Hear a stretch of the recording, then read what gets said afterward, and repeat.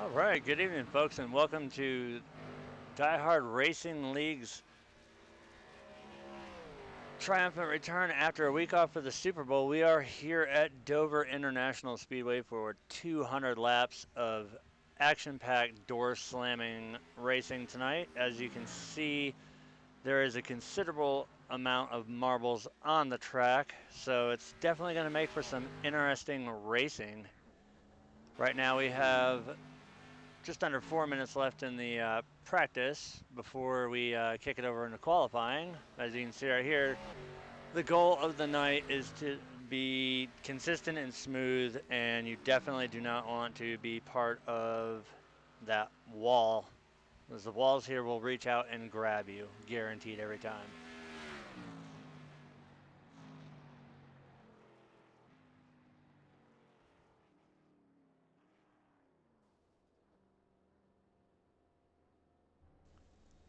I think a lot of the drivers we're going to see tonight will be doing probably at least a 5-stop race, seeing how they're averaging about a 2-second loss on right around 30 laps. So with this being a 200-lap race, easily we'll see anywhere from 5 to 6 pit stops. Who knows? Some people might try to stretch it to 4, but that's really kind of flirting with the edge of the knife there, seeing how there is such a technical rhythm to this track, and one simple mistake will lead to the clogging of the track, and hopefully tonight we do not have a caution fest. It should be some good racing. I know a lot of the drivers have been putting an insane amount of laps in practice. I'll go ahead and read through a few of the lap counts here. We got 181 laps in, 184, 129, 110, 135, 185, 101, 124. So a lot of these drivers have already run almost the distance of the actual race just here in practice alone. So for them, it's not just a 200 lap race here. This is almost a full 400 lap race, or for some almost even more than that for what the time they put in practice. But that is absolutely the key here, and it's why we emphasize so much, especially at tracks like this, which are more of a rhythm and more of a technical track versus something where you've got a lot of room. The transitions in the corners aren't brutal. It's very mellow and easy to drive. This is a lot harder to drive, seeing how it's a 1 mile high banked, high speed concrete oval, which absolutely obliterates the tires. Hopefully tonight we don't see Miles the Monster taking too many cars out of the race early, but we do know that a lot can happen at a track like this. As you can see, if you look in turn 4 right there, you can see just the excessive amount of marbles that are built up there. It's definitely going to be interesting. These cars are going to get very tight, and we're going to look to see a lot of cars with right side damage tonight, possibly.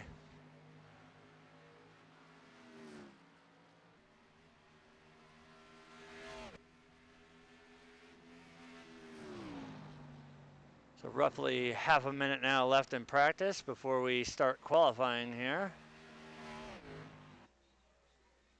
Now it will be interesting to see what kind of times they can lay down here, especially with how much rubber has been put on the track from the practice session versus a green track. So I think the times aren't going to be as fast as we expect, but I think in the same respect, most of the drivers are going to be playing it very conservative, seeing how starting on the pole isn't necessarily the most important thing here. It's consistency and being able to repeat your laps without abusing your car too much. So we're going to see a lot of strategy, and we're going to see a lot more probably heads-up driving. As we advance now into qualifying, it's 10 minutes of qualifying, so drivers are going to make their way out on the track now to start throwing down hot laps and see who has made their best work out of practice, see if they figured out the magic groove around the Monster Mile here, and we'll let these drivers make a few laps here, and I'll shut up for a few minutes.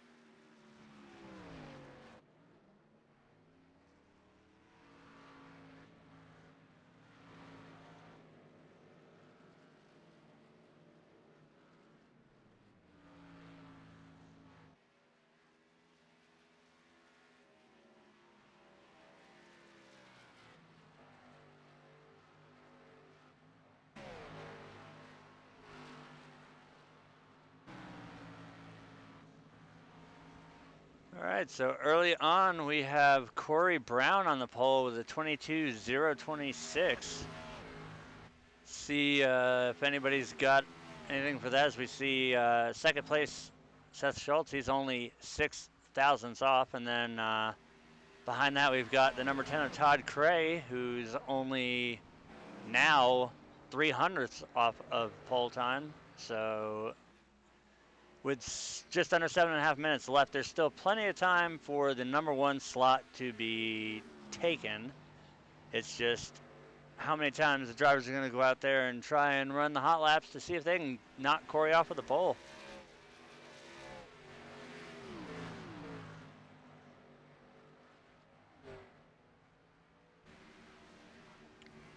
So we see the number 12 of Caleb Thompson. There's the 25 of Rusty Farrell, the 28 of Adam Nowinski, the 77 of Seth Schultz coming out. Behind him is the 17 of Cody Franklin.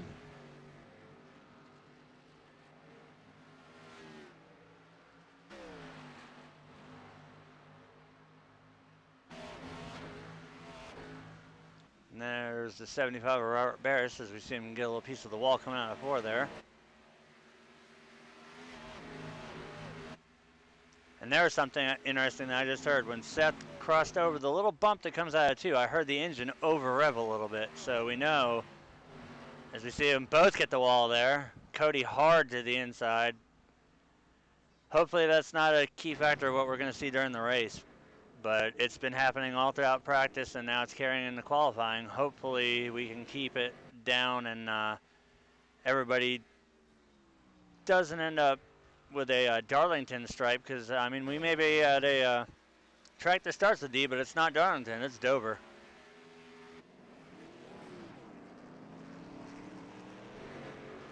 So right now your top 3 have not changed at all. It's still Corey Brown with the pole, Seth Schultz second, and Todd Cray third.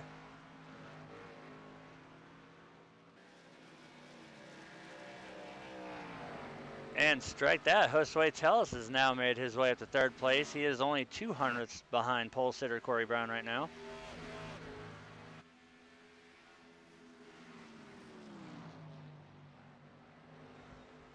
We've seen a lot of improvement out of Josue in the last few races. It seems that the K&N car is a car that has come to him quite well. He's been, ever since the start of the season, he's been getting better and better. Finishing, he had a top 5 at Texas, so he's definitely one to be looking out for. I know in the Xfinity series he was doing very well with that. The truck series, not so much, but we all know how the trucks handle, and there's not really much you can do when it's a fixed setup league. Now, unlike CRA, which we broadcast on Friday, we do have full fuel, no quick repairs.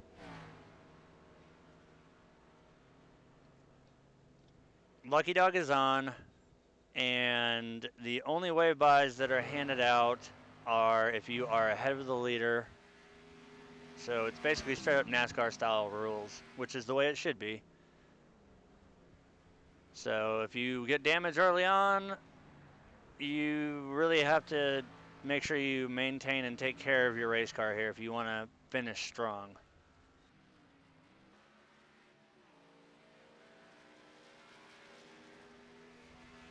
Looking through the scoring all the way up to the top 10, there's only 2 tenths that separate first from 10th. And ironically, father and son team, son being Corey, is on pole, and James, Corey's dad, is sitting in P10 right now.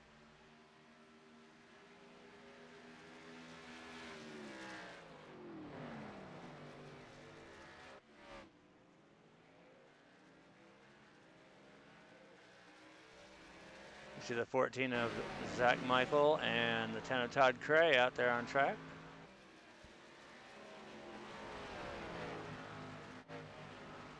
'88 of Brandon Hartwell.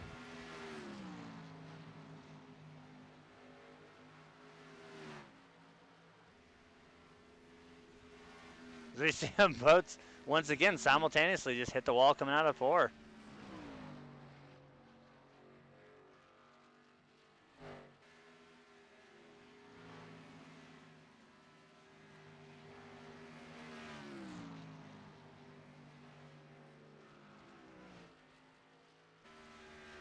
There's the 68 of James Brown, as we refer to him, downtown James Brown. You see the 14 getting loose there coming through turn 2. He's able to keep it down low.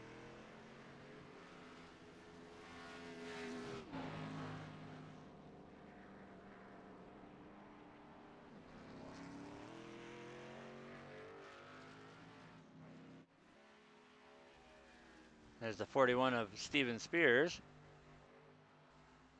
Or Dalton Baldwin, excuse me.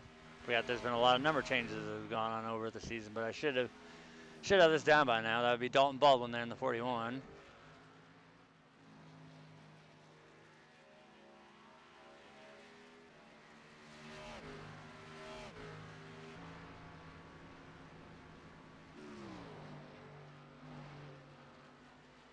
So our top 3 is still sitting the same with about a minute 40 here left in qualifying.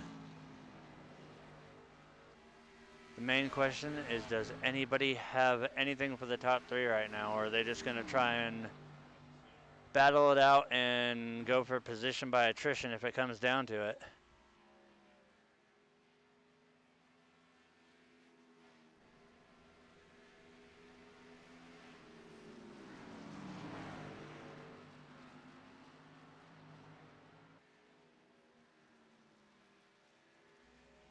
See the 58 of Jonathan Schwartz there, rocking the old Tony Stewart Mobile 1 paint scheme there. As we see James getting the wall there a little bit.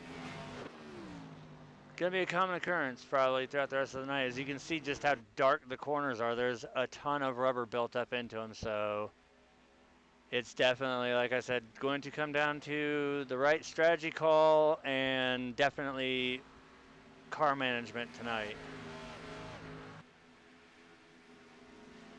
As we approach half a minute left here, we will let these guys get a few last laps in, and then we will go ahead and go through the gridding order, and then we will be dropping the green flag for 200 laps of door slamming action here tonight.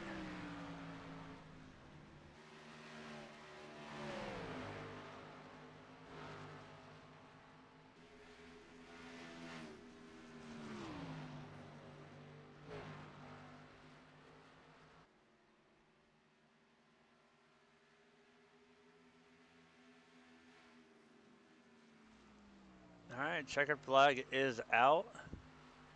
So as soon as they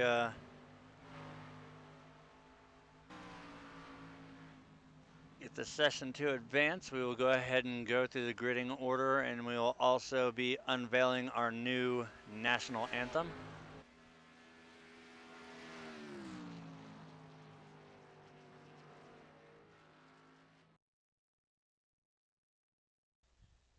All right, they are now gridding. At this time, I would like to ask everybody to please rise, remove your hats as the U.S. Army Marching Band brings us our national anthem.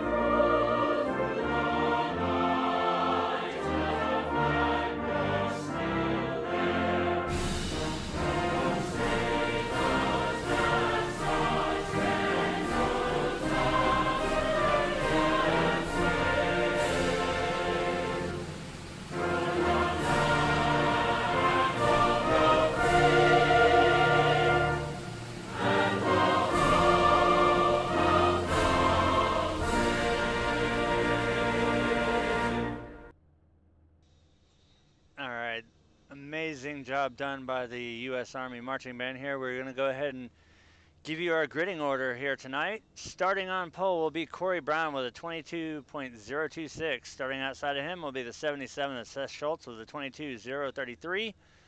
Josue Tellis is going to bring it in third with a 22.047. Todd Cray will be starting fourth with a 22.057.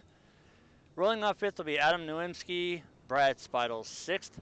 Robert Barris 7th, Zach Michael 8th, Caleb Thompson 9th. Dalton Baldwin is going to round out your top 10 here.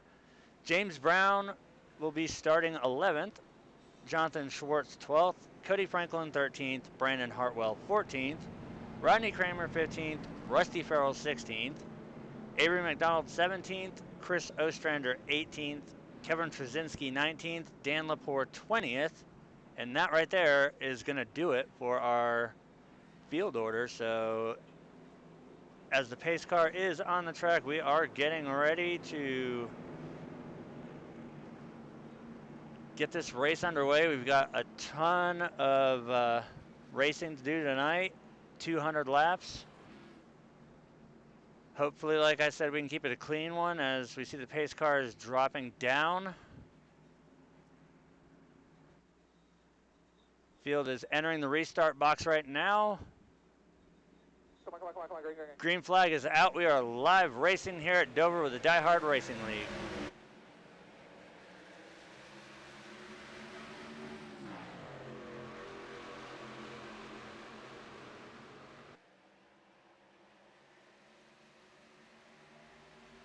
Good to see everybody make it through turns 1 and 2 so far. Right now, Corey's going to do a little bit of a breakout here.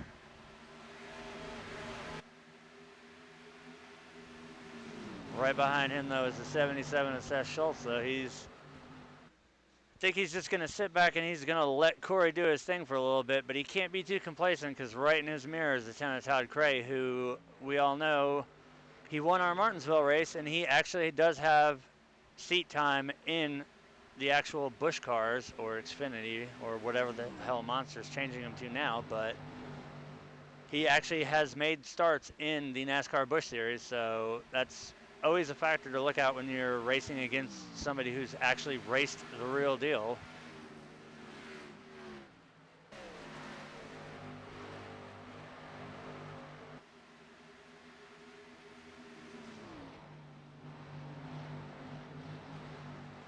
Right now, Corey stepped out to just about a 7/10 second lead. So we're going to focus on the most exciting here. Now it's right around the 28 of Adam Nowinski and the 5 of Brad Speidel.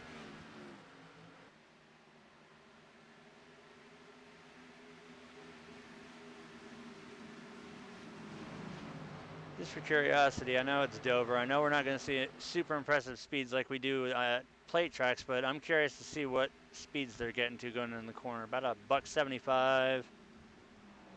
Still carrying over a $1.50 and throughout the corner, so that's fairly impressive right there.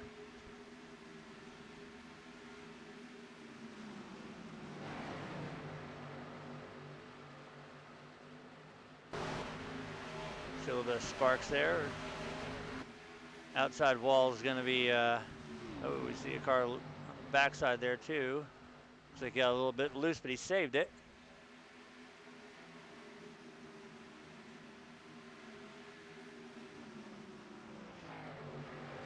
And now we see the 68 of James Brown. He's got the 29 of Avery McDonald, the 25 of Rusty Farrell, the 17 of Cody Franklin, and the 73 of Chris Ostrander in his rear view right now. So I know James very well, and I think right now he's just riding.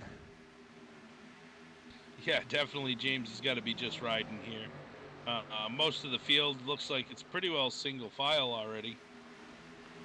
Which is, I think, probably the best thing that we should see right now is for it to be single file. We don't really necessarily want too wide racing yet, because I'm watching them as they're coming out the corners, and they're already starting to get pretty close to that wall coming out of 4. So having the field spread's probably the best thing here.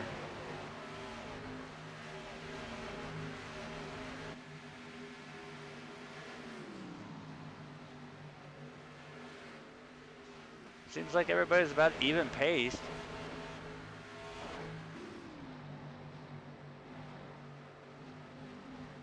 We see the third place of Dalton Baldwin's trying to work over the 77 of Seth Schultz. He's going to take it there on the inside, and Josue Tellis is right there with him in the 24. He's going to try and take third away.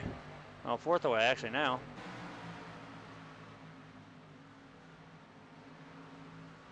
Not going to be able to complete it there. That's another thing these guys really need to watch out for. The track has not been cleaned since practice, so there is a lot of rubber already down on the track, a lot of marbles built up in the high banks of the corner. So if they get out there, the car is just going to want to travel really hard and fast to the outside.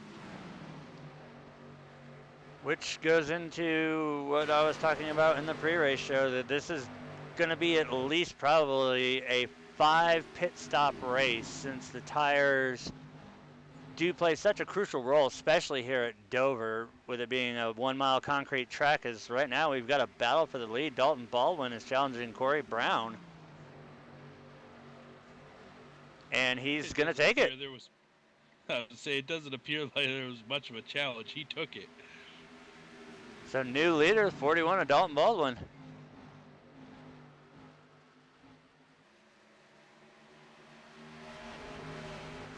I did hear during practice that the fuel run looks like it's going to be about 50 laps, and I believe that's due to the tire wear. 50 laps is an awful lot of time on these tires, especially this track. I know that we were looking at the tire data and some of the feedback from the drivers that they were getting over a 2-second fall off over a 30-lap run. As we see that the number 5 of Brad Speidel get the wall coming out of turn 4 there. He's able to keep it straight and clean, so we will continue the green flag racing here. But yes, with a 2-second fall off in 30 laps, that's probably going to equate to almost probably a 4-second by the time you got 50 laps on it, assuming you can still turn the car at 50 laps.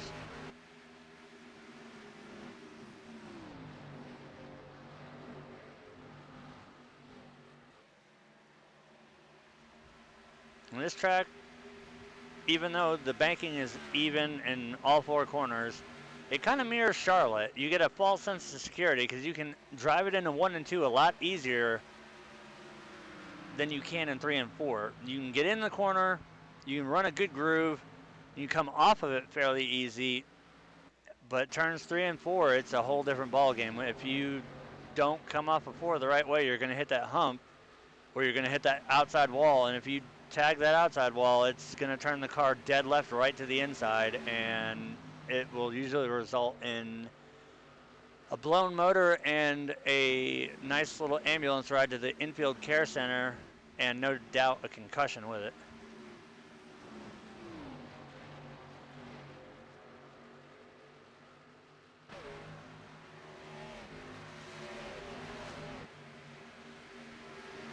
Meanwhile, your top three right now are Dalton Baldwin leading. Corey Brown is still second place. Josue Tellez has managed to work his way up to third.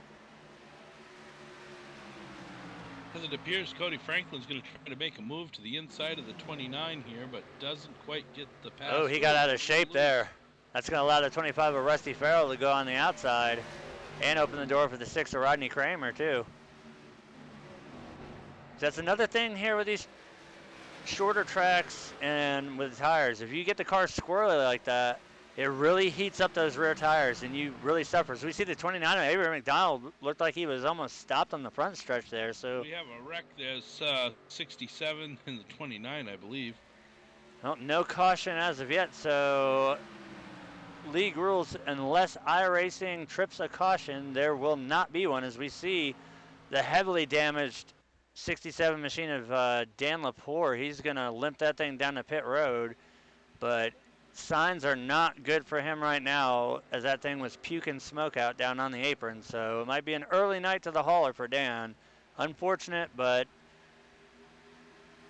there will be no caution flag for that. We will stay green flag as we see the remnants of the motor there.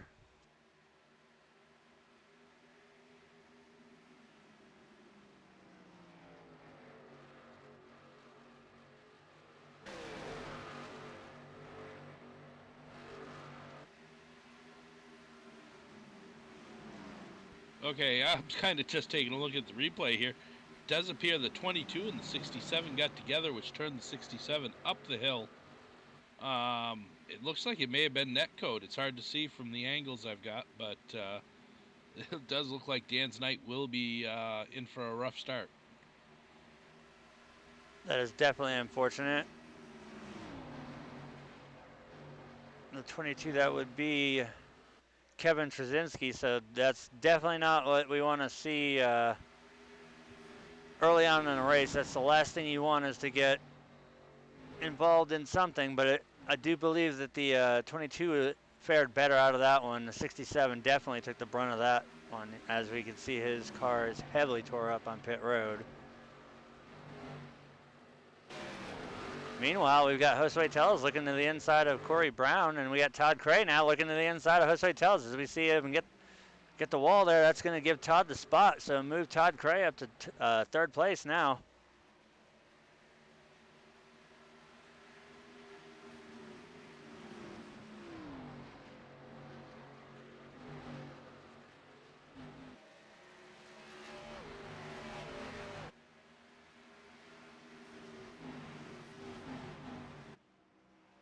As he is gaining on the 23 of Corey Brown, fast too. Oh, we see another car. Brad, that'd be the 5 of Brad Spottle getting on the wall again. We saw him scatter on the front stretch to avoid it, but once again, great job by Brad keeping it up there and not bringing a caution out.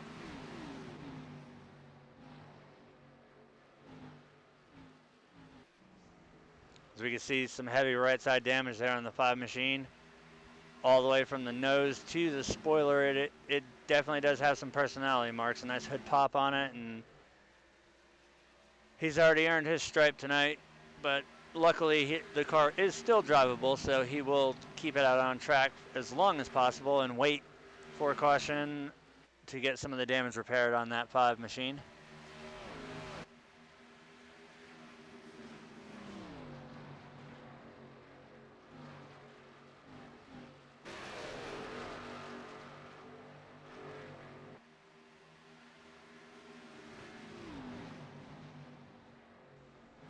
Meanwhile, it looks like the front 4 are pretty much just checking out.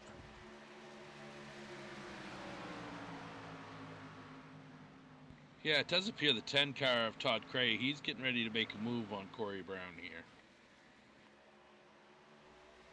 No, especially at a track like this, it's all about setting the car in front of you up the way you want it done. My guess is he's going to get right on the back bumper of the 23 and try and root him out of the low line and take it on the inside. But we've seen Todd make passes on the outside like he did at Martinsville. He was able to make moves on the inside, the outside, so I wouldn't really expect an outside pass because, as you'd stated, we do have a lot of marbles up in the corner. So if you get into that in the corner, you're definitely not going to have much traction. So it's definitely going to be probably an inside pass, but Corey's definitely not going to back down from it. He's going to protect that bottom as hard as he can. In the meantime, they've also been running down Dalton, who had once had over a half a second lead. They've reeled him right back in. So it's a close battle right now as far as the top four go.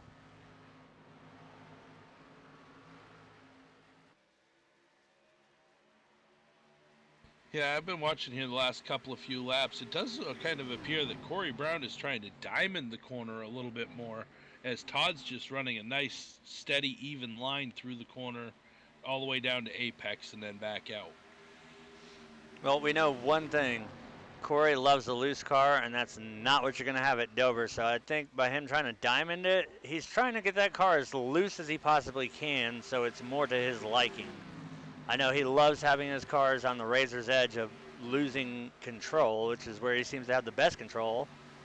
But you're exactly right with the town of Todd Cray. He is just sitting there running a consistent line lap after lap. So I think, as we see the 14 of Zach Michael getting to the wall, he's going to hold it up there. That'll allow the 88 and the 73 to get by, as he's got a big wedgie on the back of that 14 machine. We see some right side damage as well on the 88 of Brandon Hartwell, as the 25 of Rusty Farrell makes a pass on the inside. We see James Brown getting the wall now too, so here we go. We're 36 laps in. This is where we'd start talking about the tires really starting to fall off, and we're starting to see more drivers going up and making contact with that wall. So I'm thinking that the tires right now are starting to scream at the drivers a little bit. Well, I mean, you're 36, almost 37 laps into a run here, and you've been driving that car on the razor's edge the whole time. I mean, you're going to chew your tires up. I mean, there's no saving it. This is a concrete track. It just doesn't work well. And with it also being a 1 mile oval, if you do run it conservatively, you run the risk of getting lapped. As we've seen, our leaders are still holding a blistering pace versus everybody who's sitting here in the pack racing. There's so many different variables with the shorter track racing. It's almost like plate track. You've got a million variables with plate track racing, but tire factors aren't usually what you're looking at. It's more of drafting and all that. As we see the 68 of James Brown. Oh, we got a wreck. It's James Brown and the 73 of Chris Ostrander. Looks like, and the 17 of Cody Franklin gets tagged at the end. All right, let's go ahead and take a look as we bring out the first Diehard replay here. We know it was the 68 of James Brown. We're going to get a replay of what happened here. Although I can already tell you, he just got the outside wall, and like I said during the free race show, it's gonna, if you tag that outside, it's gonna bring you down to the inside, and unfortunately it took out the 73, and the 17 got a little piece of it too. So here will be the incident coming up right here as they're coming out of 3 and 4. Looks like he just gets up out of the groove, hits the wall, comes right down in front of the 73. The 73 shoots back up right in front of Cody, and Cody just had nowhere to go as the track was clogged, so doesn't look like he sustained too much damage. He's able to get it re-rolling, but nonetheless, that brings out our first caution. As we see them all come down pit road. Unfortunate for the 73 of Chris Ostrander there getting involved in that. I mean, there's just nowhere he could go. James come off the wall hard and right down into him. And Cody, he got a good piece of it as well. As we see, the 17 is going to stay out. The 14 is staying out. As we see our pole sitter get in his box. The 77, he's in his box. Undoubtedly, it'll be, oh, looks like he overshot a little bit. He had to back up. It'll be 4 tires and a full tank of fuel here. So we see the 41 is down and away. 23 is down and away. The 75, the 10, the 24, the 28, 77, the 54, the 12, 25, and the 6. So definitely, definitely not what we wanted to see. But while we are under caution,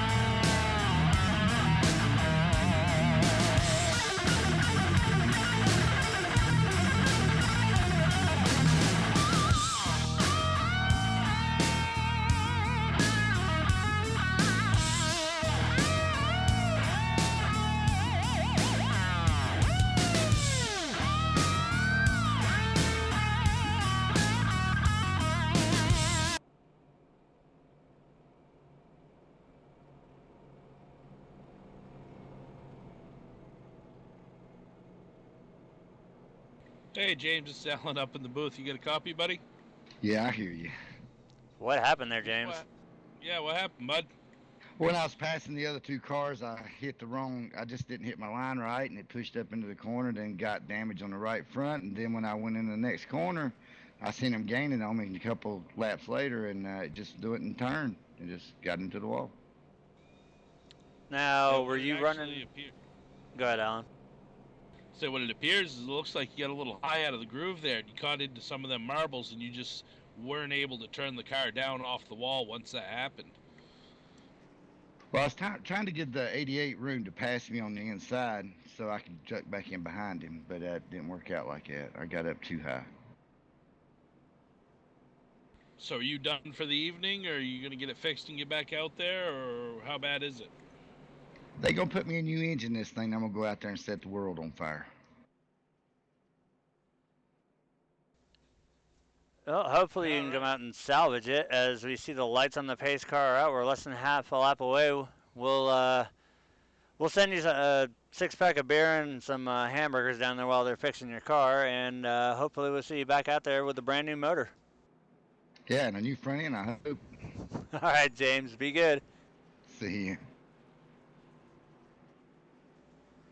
As the pace car is entering turn 3, it'll be ducking down pit road. They enter the restart box. Right there, as you can see by those orange stripes on the wall. Green flag is out. We're back under the way. Corey gets a nice little jump there on the start. Let's see how long he can hold off Dalton before we see the 41 make a move back around the 23.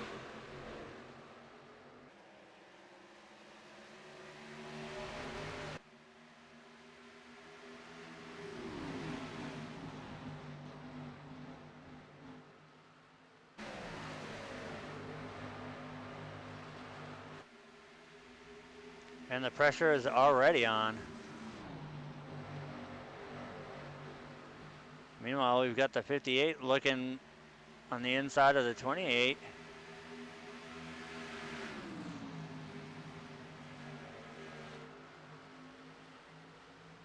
He's able to get his nose in there. It doesn't appear that he got any damage from it, but he, lap before last there, he scrubbed the wall there on the start. Saw sparks flying off his car. Does not seem to be slowing him down at all, as we see the 77 of Seth Schultz. He's looking on the outside. So that's definitely, I know I've seen him in practice. He was practicing a lot of higher line racing, but now he's going to go down to the bottom side and follow the 58. See if anything comes out of this in the next few laps.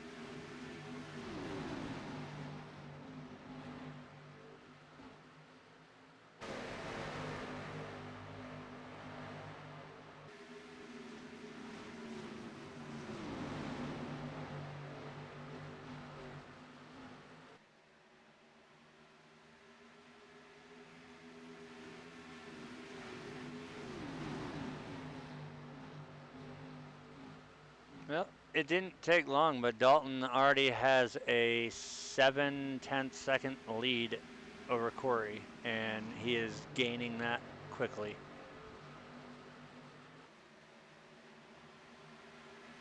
Well, hopefully he learned something a little bit there in that first stint. Maybe he won't push his car quite as hard, because towards the end of that run there, the second, third, and fourth place, they were reeling him back in pretty quick.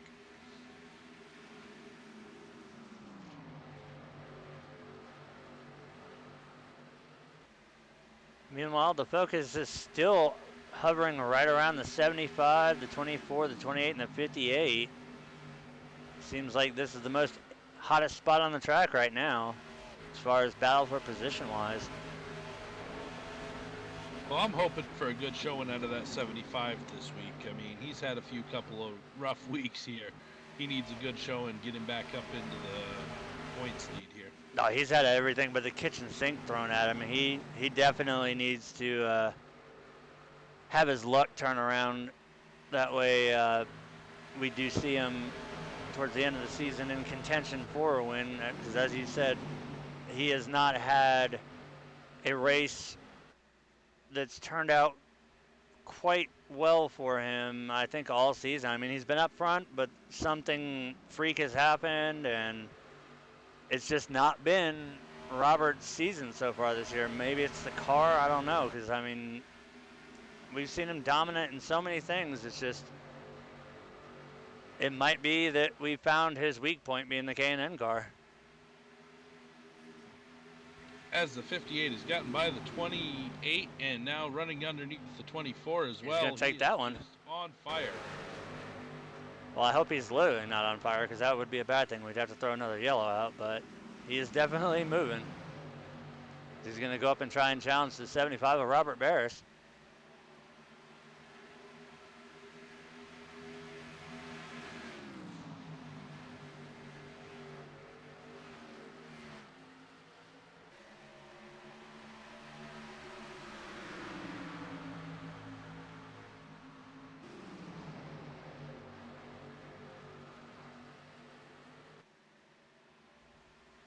We can see right there that first car in your shot was your leader, and everything on back is a mad dash to try and catch. Right now, Dalton Baldwin has a 1.7 second lead over second place Corey Brown and a 1.9 second over third place of Todd Cray.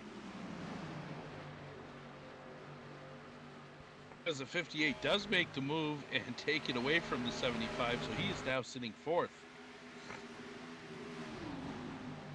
As the 24 makes a charge at the 75, going underneath him here.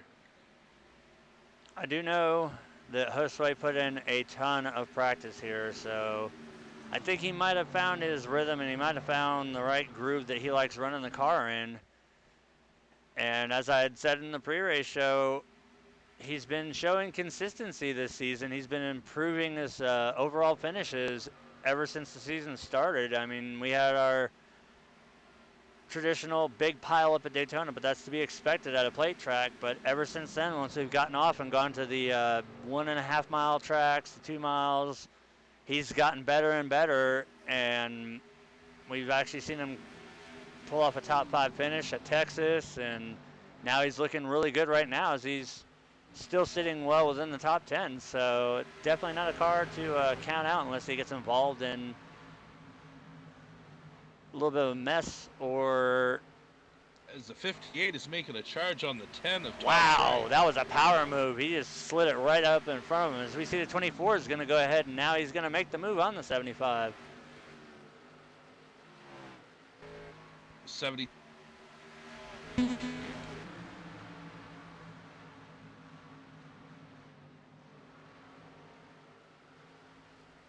So we see the 75 is going to drop back yet another spot, and he will soon be under fire by the 28 and the 77.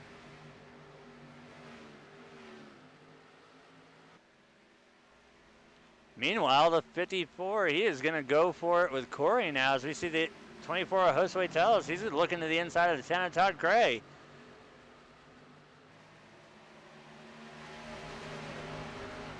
See a lot of moving and shaking going on here. We got the 75 who's under fire now by the 28. Can Adam make it on the outside? Looks like he might actually get the position. Meanwhile, the 58 has made it around the 10. Jonathan Schwartz was now going to advance himself up to third place, and he's got his sights set on the 23 of Corey Brown. Meanwhile, Dalton Baldwin has a 4-second lead over the rest of the field.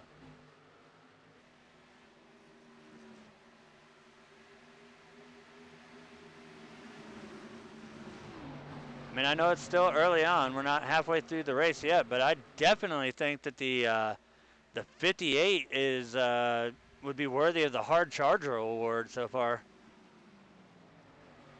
He has just literally been running everybody down and moving them right out of the way. And as he makes the move around Corey Brown, scored Jonathan Schwartz up to second now.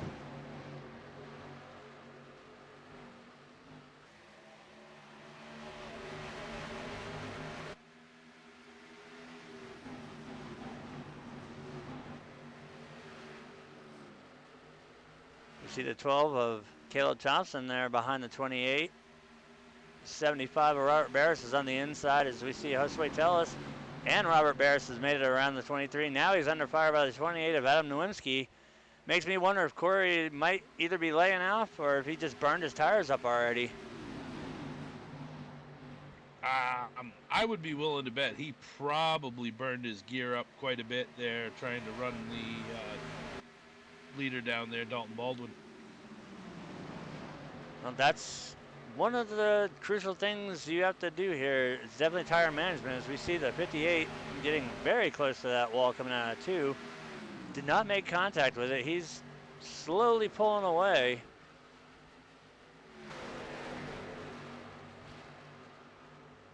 We see the 5 and the 14 there. A little crossover move by the 5.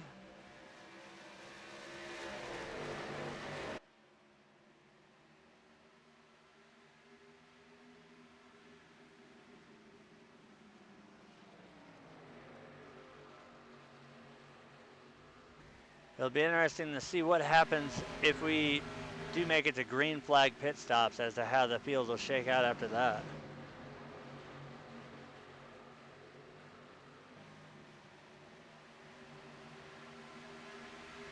Meanwhile, now it looks like things have leveled off and Corey's managed to pull back away from the 28 of Adam Nowinski just a little bit, but leading the charge right here, we see the 58.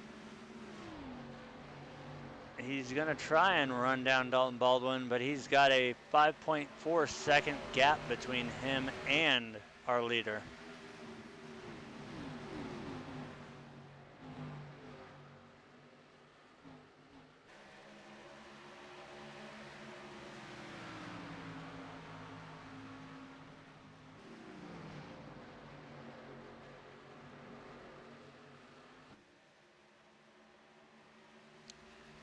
Well, the good news there is we see the 67 of Dan Lepore is back out on track, even though that car is heavily damaged. It's good to see that they got that car repaired enough to get it back out there and salvage as many points as possible.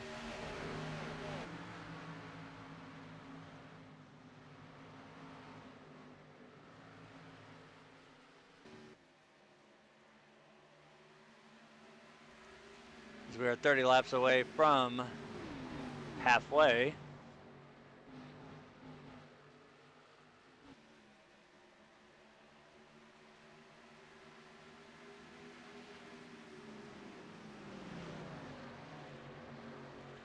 See the 67 will stay high coming out of the corners, which is a good thing right now. I'd be diving down. Preferably, I would take the apron with all the lead packs going around. It's a lot safer, especially at this track.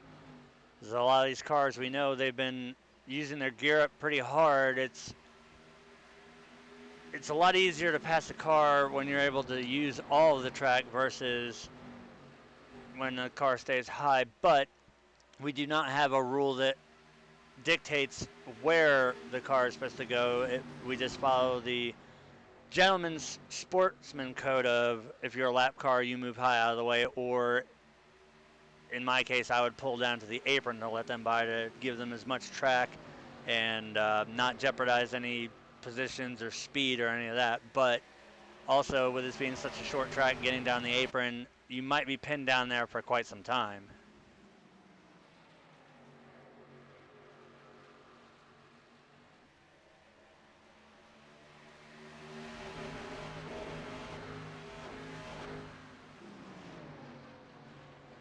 Meanwhile, nothing has changed right now inside of our top three.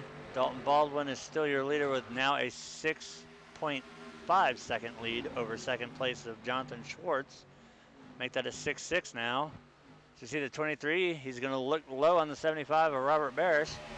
He's still got the inside. Is he going to be able to complete it going through 1 and 2? You see Robert go way high. That's going to allow Corey to get the position off of Robert. As we see the 58 in the wall, he now does have some damage, so he's going to forfeit 2 spots as the 24 and the 10 are going to make it by on the inside.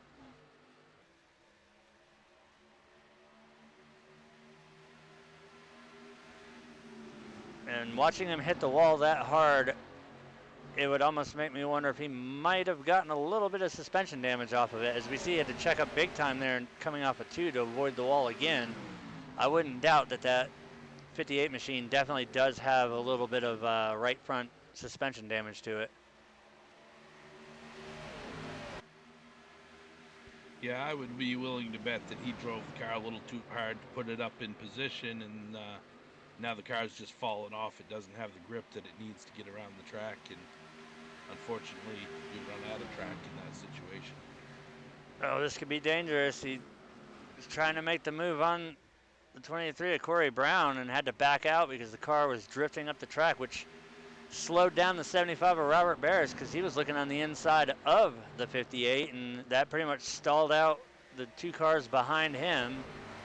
So we've got the 75 of Robert Barris, the 28 of Adam Nowinski, and the 77 of Seth Schultz, who are all looking to capitalize off of the misfortune of the 58. But he seems to be holding a decent speed, but I think it's going to hurt him in the long run, especially as the tires continue to wear out. Having that right side damage, I wouldn't be so far as to say we might see that car on the wall again, as the 75 is going to clear him easily going through turns 3 and 4 this time. As the 75 gets a little contact off the wall there, nothing serious, just a little scrape. And it does appear that we're about right around the 40 lap mark here on pit stops. So I would be willing to say probably in the next 5 to 10 laps, we're going to start seeing green flag stops here if all goes well. I hope we do get to see green flag pit stops. Oh, we see the number 5 of Brad Spidle, all kinds of sideways coming out of the corner, but great car control once again by him, keeping that car straight and keeping it green. So back to the green flag stops. It would be amazing to see it because I really want to see how the field will transition. We had a caution on the track.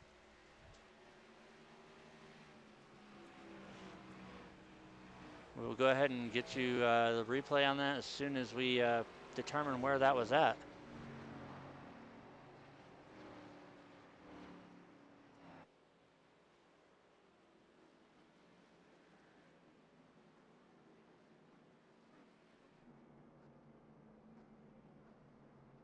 It does appear that I'm hearing that it was the 17 of Cody Franklin. Hopefully we can see what happened there. Oh, he's all tore up.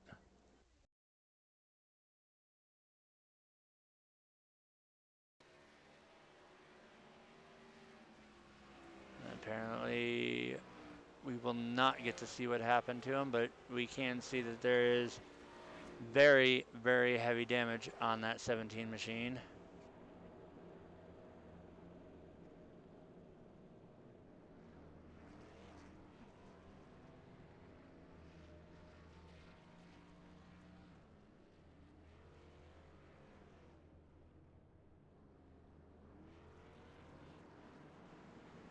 Meanwhile, on the race off of pit road, we see the 41 is going to maintain the lead. Todd Cray is going to move up to second place, and Corey Brown's going to come out third.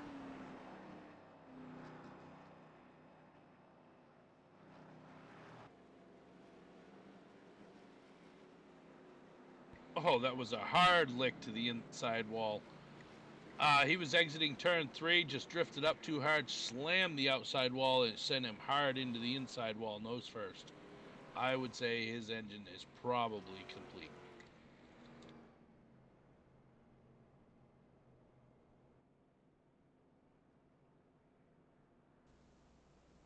Cody, what happened there, my man? Who knows, man? iRacing. Somehow I was already a lap down. Hadn't figured that one out yet. But I got trapped behind the pace car on the first caution. Didn't go a lap down, but I was already a lap down. And then, I don't know. It felt good coming out, and then next thing I know, it was going right. We were so close, too, to green flag stops.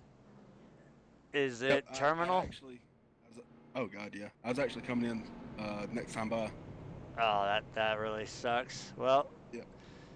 We're still not at the halfway point, so hopefully your pit crew can put a fresh motor in it and you can get back out and salvage some positions. As I know we talked earlier before the race, that it was most likely going to be a position by attrition. Unfortunately, you now fall under the attrition part, but there are other cars out there that have been involved and have damage, so hopefully your crew can get everything put together and you can get back out there and salvage as many points as you can. Nah, I think I'm just gonna go ahead and break the whiskey out and go up to the spotter box. There you go. Well, it sucks to see it happen, but you're welcome to come join us in the booth if you want. I appreciate it.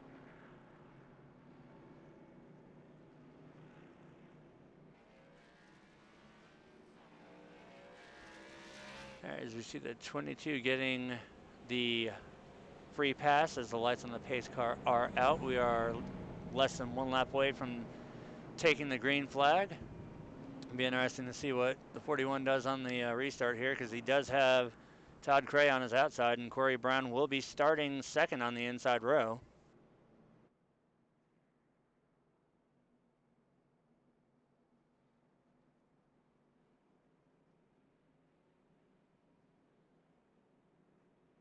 That number 10 of Todd Cray, he's been lurking around the top all night long.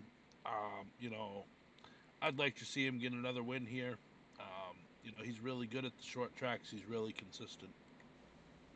And if he can manage to pull off another win, he'll be the first person to get 2 wins this season. As the pace car makes its way down on the pit road, the field will be entering the restart box.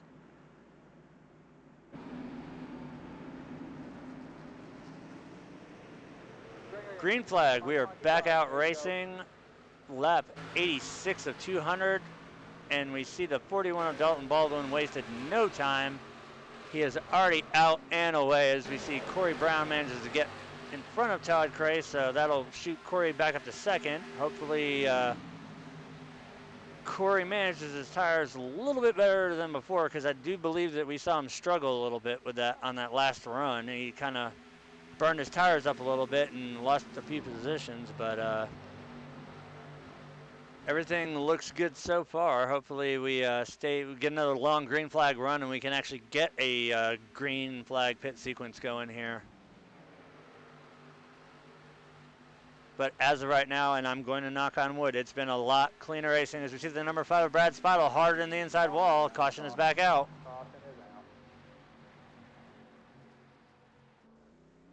And we can see that he has got some KFC going under that motor. I know we saw it happen live, but we will go back and show you the replay.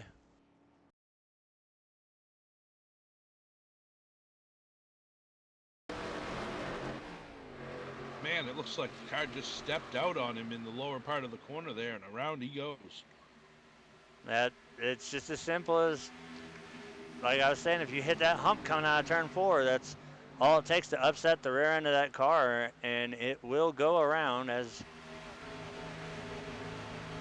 I have set the rewind back on the replay in case we have another incident that requires further review.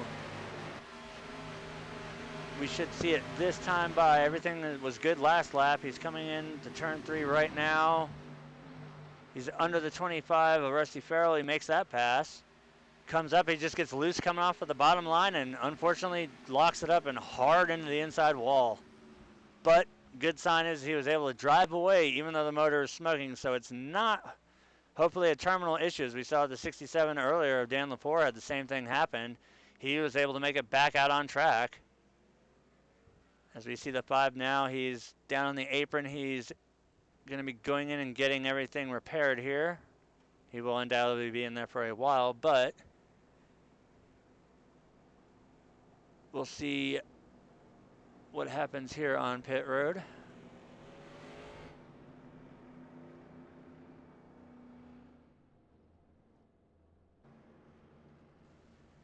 See the right sides are up on the 23. 75 is down and away. Corey's taking all 4. Same thing with the 28 of Adam Nowinski. Caleb Thompson's down and away. Brandon Hartwell's down and away. Adams down and away. Rodney Kramer makes it back out. 25 of Rusty Farrell. And Jonathan Schwartz as well. So now we have the 67 of James Brown, the 17 of Cody Franklin, and the 5 of Brad Speidel sitting on pit road for, well, as Cody had said, an indefinite period of time. But for the others, I know James is going to stick it out and see if he can get a new motor and front end thrown on that car and go out there and salvage some points as we see the lap cars coming in for service right now. Hey, Brad, just Alan up in the booth. You got a coffee, bud? I got you. Why don't you walk us through what happened to you there coming off the corner? I've been doing 3 tire stops, and I went for 4 that time. Well, that's unfortunate. I mean, it just looked like it stepped out from underneath you going through the corner there, and you took it hard into the inside wall. How bad's the damage? I got 30 minutes of required and 3 seconds of optional. Well, that's unfortunate for you there, bud. We'll hope to see you back out on track later on. Yeah, I'll get this fixed. I'll be back out.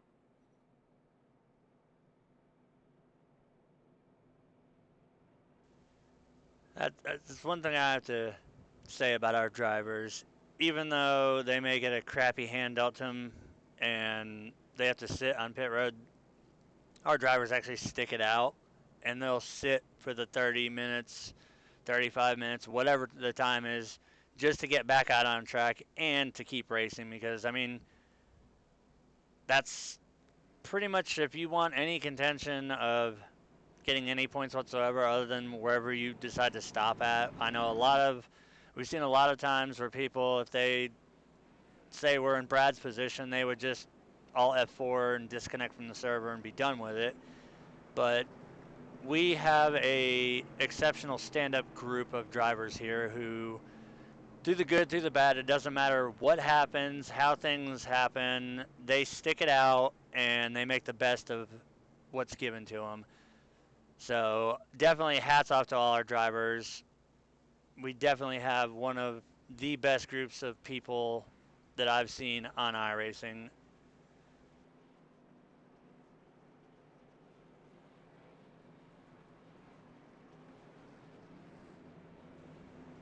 So the pace car is going to make its way down to pit road once again, and we will see exactly what the 41 of Dalton Baldwin does on this restart, if he does the same thing as last time, because now he's got the 24 of Jose Teles, the 77 of Seth Schultz, and the 23 of Corey Brown behind him on the inside. Yeah, that car's strong on a short run. I haven't seen much out of him on the long run here yet, as they take the green, and he gets a pretty good jump. Very good jump. He's already a half second ahead of the field on that, which is exactly what you need to do here at a short track. You need to get a big run off of the start. Well, really, I mean, you got to get the car out front there so you have the demanding of the track. You know, you can drive the car wherever you want when there's no other cars around you. Well, there's no better air than clean air, and I don't like mirror driving. And right now, Dalton Baldwin definitely does not have to mirror drive, as he's already got, well, now he's got it back at 6/10 second lead over second place of Todd Cray. So we see the 28 and the 12, they're going to try and make moves on the 77 of Seth Schultz. Right now, Caleb's got the inside line, and he's going to get that spot coming out of turn 2. Meanwhile, it looks like the 58's gotten his right side damage repaired. Let's see if he can charge his way back up to the front again. We see him coming out of 4. He's got the inside on the 77, but now he's being challenged by the 88 on the outside. They come out of 2. He's going to clear the 88, but he lost all the momentum and ground he had on the 77 as of right now, but I'm sure he'll get that back.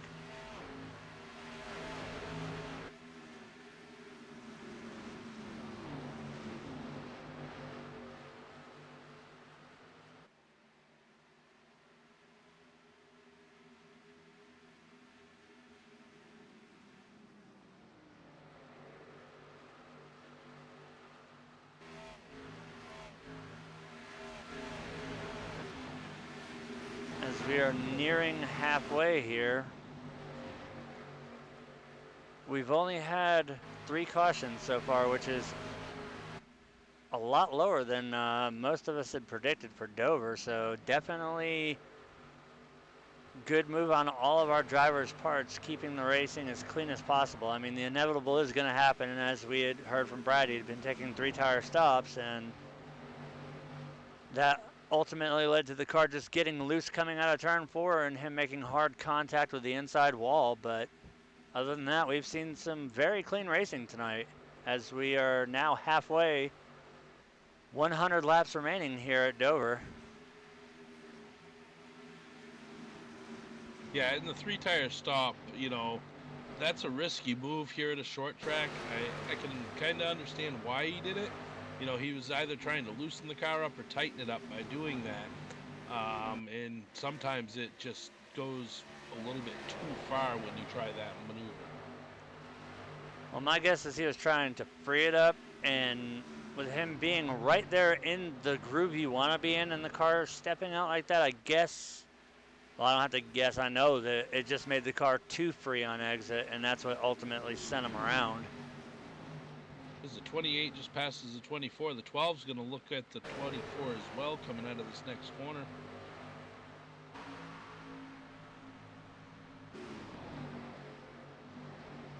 He doesn't have quite enough to get back.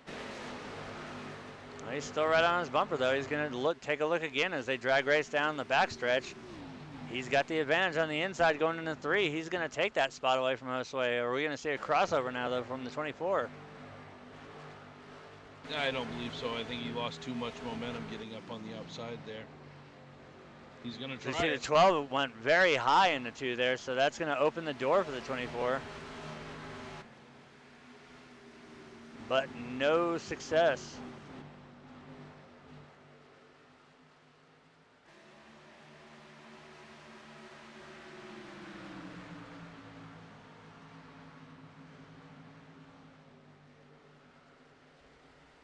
We see the 24, he keeps looking, he's lurking right there as he's got him, the inside quarter on him. He's gonna try and make the move here in 3 and 4. Let's see if he can make it stick coming out of the corners. We see the 67 is gonna come into play too. That'll force Caleb to be up on the brakes as we see Josue get a little piece of the wall there. Josue gets the position back. He used the 67 as a pick against the 12 and gained the spot back. But that definitely upset the handling of the 12 cars. We saw it shake violently as now the 58's going to get on the inside of the 12. As we see the 28's going to make a move on the 14 as well.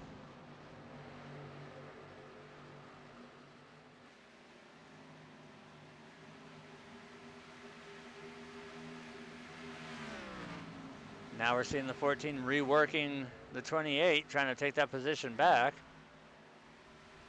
Not going to happen.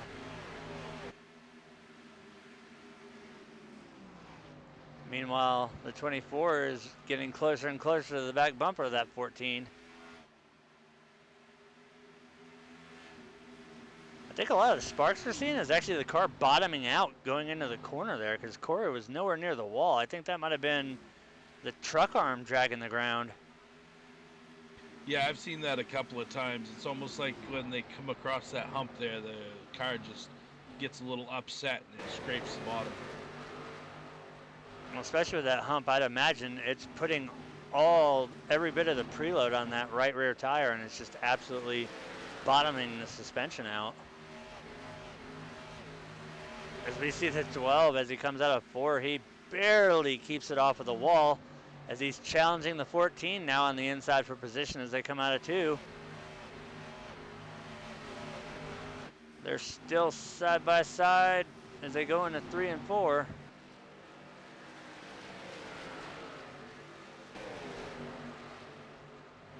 He's got the position as of right now, but he can't clear it yet. As the 14 drifts high, now he'll be able to clear it.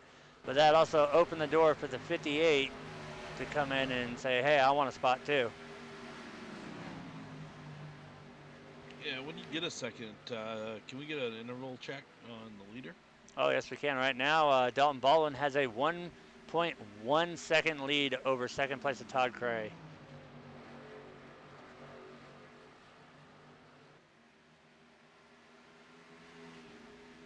And then back to third place, it is a 4.2 second lead.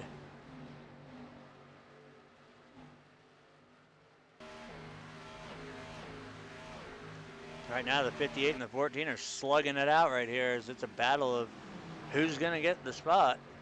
14 had to back off in the corner there, so that opened the door for the 58 to get around. Next one will be the 25 of Rusty Farrell, as he's looking on the inside already. See what he can do. Rusty's right on the back end of that 14 machine of Zach Michael. He's got the inside, which is the preferred, coming through turns 1 and 2. See if he can make it stick and gain a position. He'll definitely have that going into 3, as he's already got it, so that'll open the door now. The next contestant in line will be the 88 of Brandon Hartwell, as he is right there on the back bumper. He's already on the inside. Right behind him is the 6 of Rodney Kramer.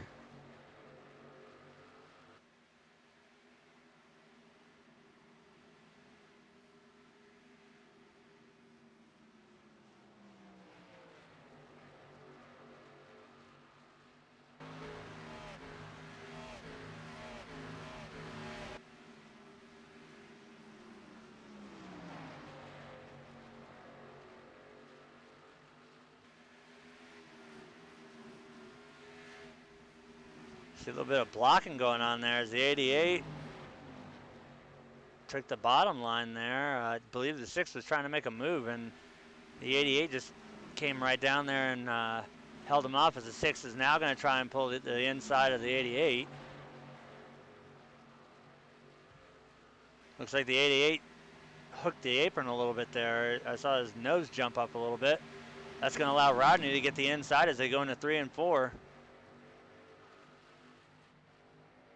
You know, I've been watching the lap times here between the leader and second place for the last couple of laps, and Todd Cray is just tearing that lead down. He has now got him down to 8 tenths. 8. Oh, and we have the 77 going around on the backstretch. No caution is out.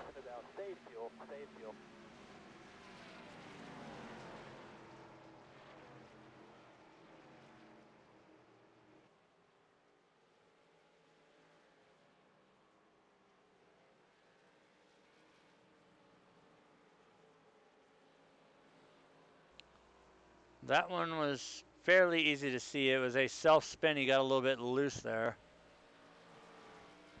He got a little loose and slid up and caught the 88 by the looks of it from the overhead. Yep.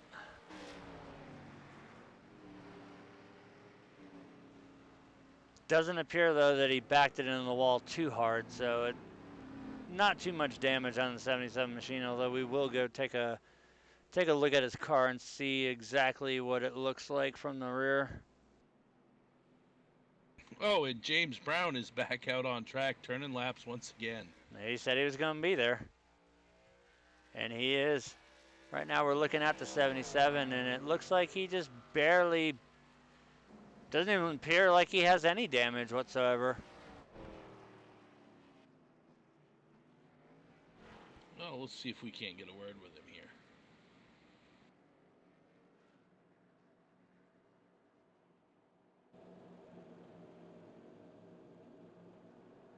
Hey, I Seth, already know, how you Alan. doing? Just give me a minute.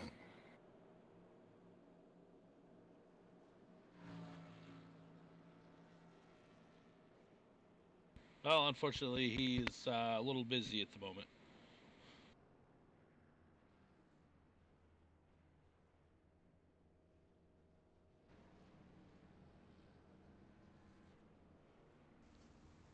We see everybody here making their mad dash off pit road. We have the 41 of Dalton Baldwin. He's going to get beat out by Todd Cray this time. Todd is going to take the lead coming out of the pits. That'll put Todd Cray, your new leader, Dalton Baldwin second, Corey Brown third.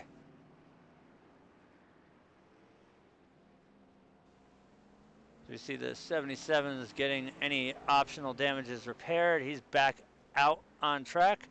That leaves the 17 and the 5 on pit road.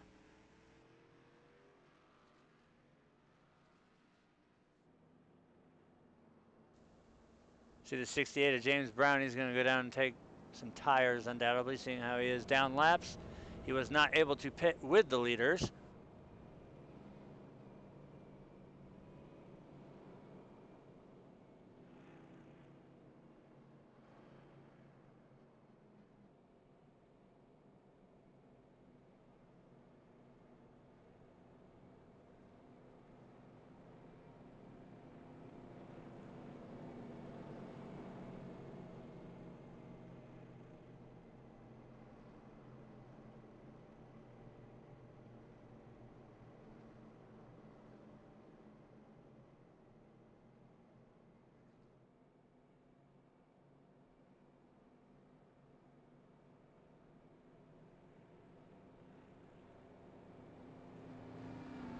See the 22 machine there of Kevin Trzynski. He's going to probably stay out. Well, he's obviously staying out to get the free pass, which is given at 1 to green. He was involved in the very first incident with the 67. So it's good to see that both cars are still on track. As they're rolling slowly through the corner, you can look up there and you can see up along the wall all those little black specks, and that black patch right there, those are all built up marbles. And basically what marbles are the bits and pieces that fall off of these Goodyear tires over the span of a race. And the way the league is set, it's a dynamic track. The track usage is randomly generated. It's carried over from practice through qualifying through race. So the more cars out there for practice, the more laps they turn, the more marbles you're going to get up there, the more rubber you're going to get on the track, which therefore carries through qualifying and then carries through into the race.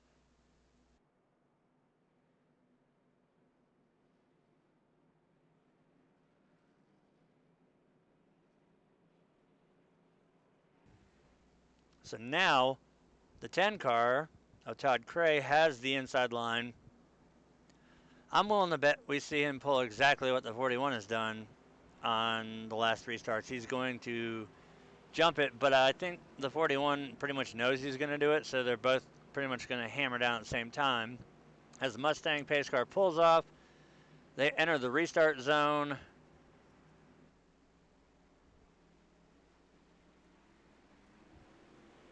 Green flag is out. We are back racing, and there we go. Todd gets a decent jump on the 41. Not as good as we've seen the 41 do to the rest of the field, but enough to keep him out there for now.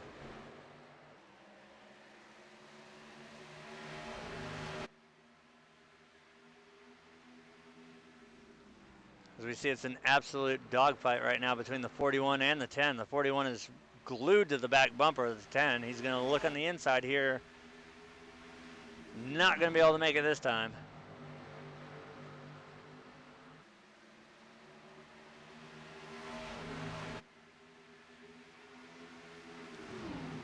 He's got it this time, though. I think the 10's just going to let him go. He's going to let him run it, and I don't know if letting the 41, I mean, this early on in a run, yes, it's not going to be too bad because we've seen that Todd can run very, very consistent. He maintains pretty much the same groove every lap, but letting the 41 out front is fairly dangerous because he can pull the field pretty good, as we've seen him do several times tonight already, as we are working lap 127 of 200.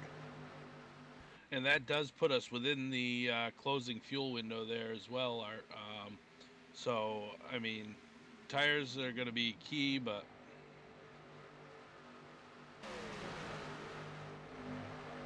well, we're definitely going to see a series of strategies play out if this does stay green flag the entire way, but it'll be an even ball game if the caution comes out again.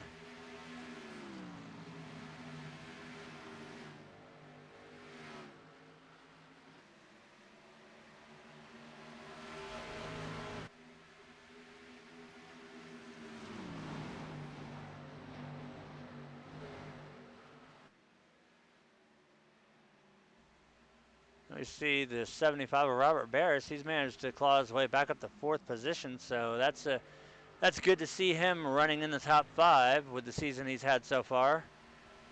Always a good thing. And then we see the 54 of Jonathan Schwartz. He's been running. He ran down the field earlier. Definitely was worthy of the hard charging award. But it's been tonight pretty much the Dalton Baldwin show again. As just like last week, he's been leading pretty much the majority of the race so far. yeah, but again, you know, I believe he's a short run guy. He's quick on a short haul, but as the laps wind out there, the guys are starting to reel him back in. So I think he's just overdriving the car a little bit, trying to get way out in front, and then he's getting run down. The only thing that's saving him from being passed is it seems that every time somebody starts to get close to him, a caution comes out back in the field. I don't know about you, but as much as I love leading, I hate leading a race at the same respect, since you literally have to maintain a double standard. You have to set the pace that you want the other cars to follow, but at the same time, you have to maintain your car and hope that you can continue to maintain that pace and not lose ground to the cars behind you. It's extremely stressful being the leader, especially here at a short track, when you've got other talented drivers that are sitting right there behind you, just licking their chops, waiting to take that spot away from you. Yeah, it's definitely a difficult situation to be in. You know, leading the race is great, but you know what? I only want to lead the last lap. I don't need to lead the whole race. Just let me lead the last one. That's the only one that counts. As we saw the 68 and the 67 both doing the good thing, pulling down to the inside to let the leaders by. That makes it a lot easier so that the lead pack can use the entire track to get by. They were in good position for it. We saw James do it in turn 3, and then coming out of 4, we saw Dan drop down to the apron too. So very, very good move on both of their parts to allow the field to go by. As we see the 68 down on pit road again. The 22 is on pit road. But right now, it's still Dalton Baldwin leading with a 0.3 of a second lead over second place of Todd Cray.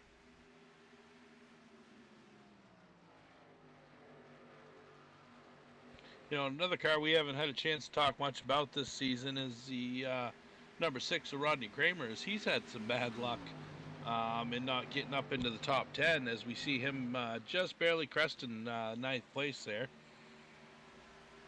We did see him earlier battling it out for position, but yes, indeed, normally that's somebody who we see running up towards the front a lot. So I know he's had some internet issues, which kept him out of a couple races, and time schedule things not working out. So that's definitely hurt him in the points, but it's another product of being able to make it week to week.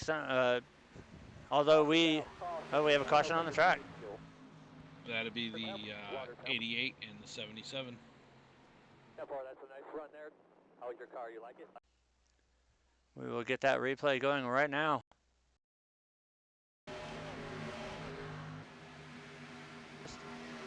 All right, we see the 88 on the outside of the 25 of Rusty Farrell. 75 is or 77 is right behind him. See what happens here. They're going into turn 1 right now. He gets up high.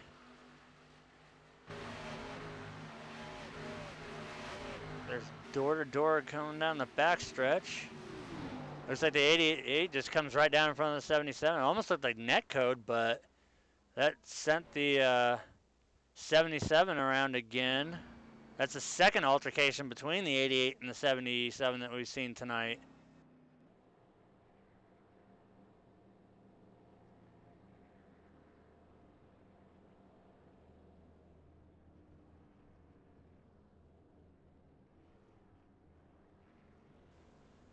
Meanwhile, everybody is on pit road.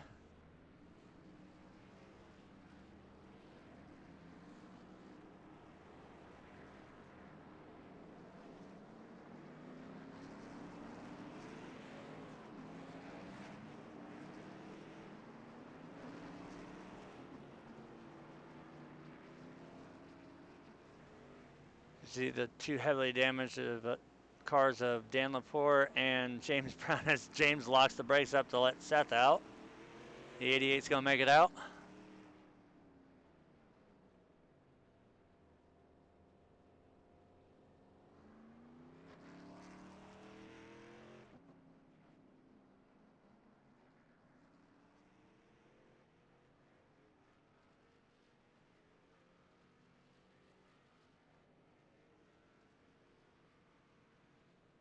As the 77 slides and spins it out of pit road. Oh, not a good night for the 77.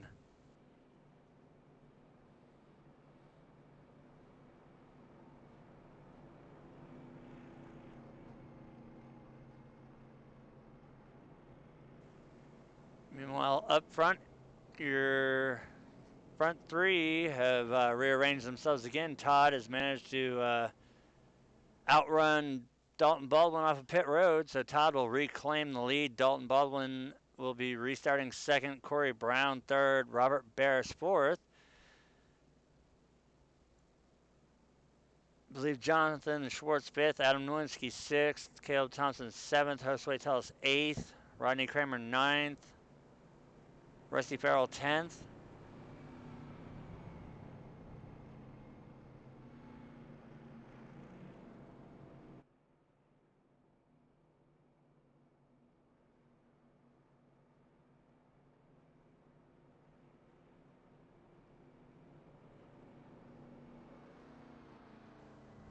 So we can see any bit of damage that had happened with the 10 from slight brushes to the wall has been obviously very minute, and they've all been fixed on pit stops. As the lights on the pace car are out, we are less than a lap away from restarting the race.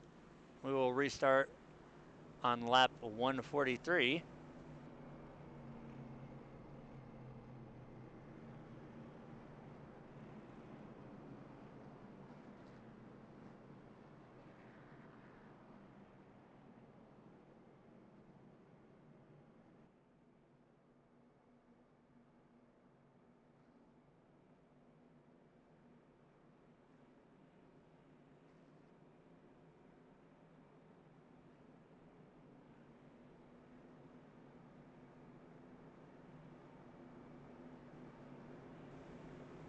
See a little bit of right front damage there on the fender of the 10 car, but it definitely has not been slowing them down tonight, as the pace car is getting ready to dive down on the pit road.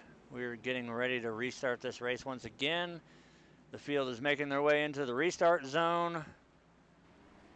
And big jump by the 10. Green flag is out. I almost didn't think that they were gonna, the flag was gonna drop before he made it to the start finish line there, but Todd definitely needed to get a huge jump because obviously Dalton knew that the jump was gonna be coming, but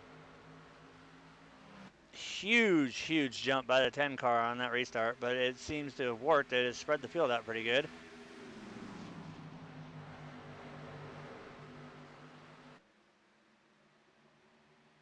I see the 17 of Cody Franklin is coming back on track. All right, that's always good to see.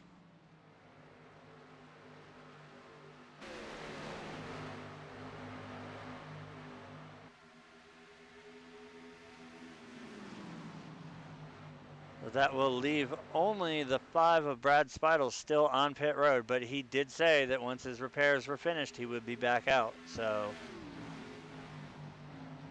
good to see that Cody's back out on track.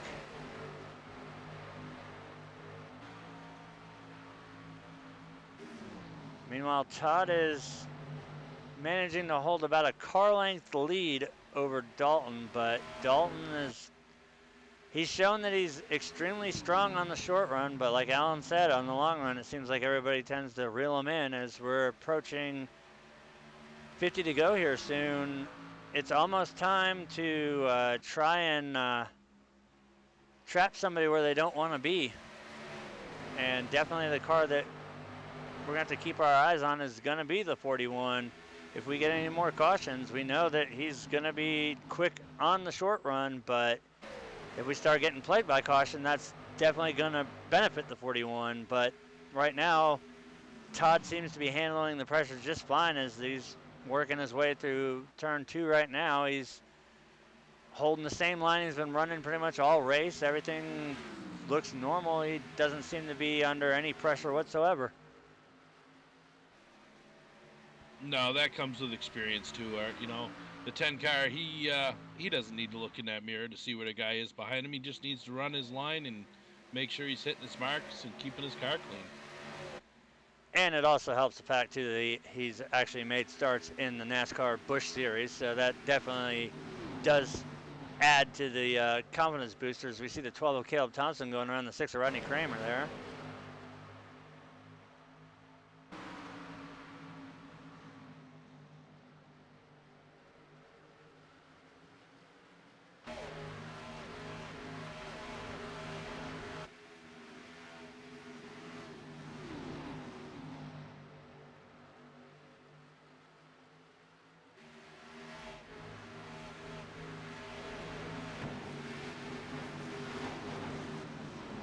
It was weird looking at that camera angle. It almost looked like those cars were coming in the corner, dog-legging like crazy, but it's just a good angle and a nice down-low camera shot of them. Meanwhile, Dalton Baldwin has managed to get around Todd to take the lead back over. He's holding just under a 0.2 of a second lead on him, which is now stretched to a 0.3 of a second lead.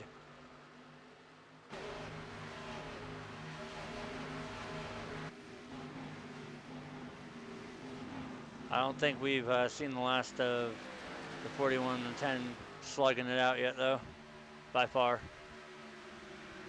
Still a lot of race left. Absolutely not. Still 48 laps left here. There's a lot of time for those two to go at it.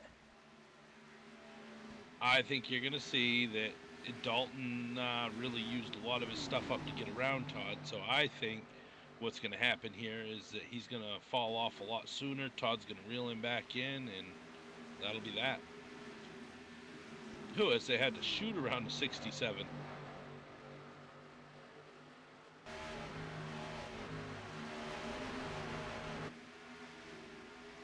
Maybe it was a strategy play by the 10 car, knowing that the 41 is just a fast short run car, that Todd's just going to give him the spot and let him burn his equipment up and then take advantage of it, provided that we do stay green. Like I had mentioned, the only thing that's going to stop Todd, or the only thing that's going to keep Dalton up front, is if we keep getting these cautions right before we would see a green flag pit sequence, or right falling inside of a pit window, which right now, if we did have one more yellow, everybody would be good tire-wise, they'd be good fuel-wise.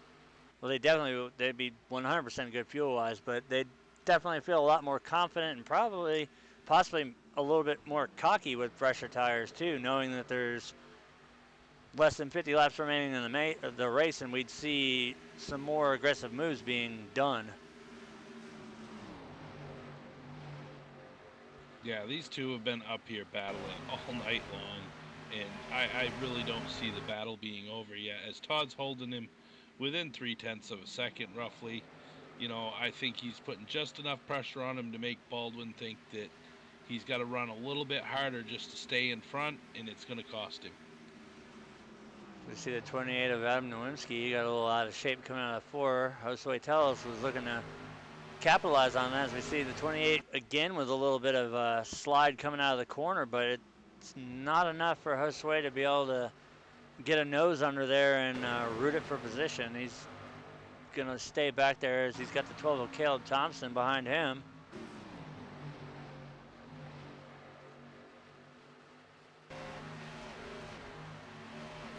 But yeah, it seems that Todd is keeping Dalton right where he wants him, right at about a 0.3 of a second lead. It goes up to maybe about 3.5, and now I see it down to 2.6, 2.8. I think Todd's got him right where he wants him. He's putting just enough pressure on him for the 41 to overdrive his car enough to where Todd's saving it enough to where he can just say, see ya, when it gets down to crunch time. As we see the 24 in the wall. 24 in the wall. He's going to get some contact from the 12. But good job by both of those drivers keeping it together. Even though the 24 is now rocking a reverse wedgie. He's going to try and take position on the 28 still. I wonder if that might be a little secret about the K&N cars. If you take the spoiler and you bend them backwards, they actually work better. Even though aero means absolutely nothing at this track, getting your car beat to crap and back definitely does play in, especially when suspension damage comes in. As we see the 12 is able to make it to the outside. 24 is going to duck low, which puts the 6 of Rodney Kramer up into the wall.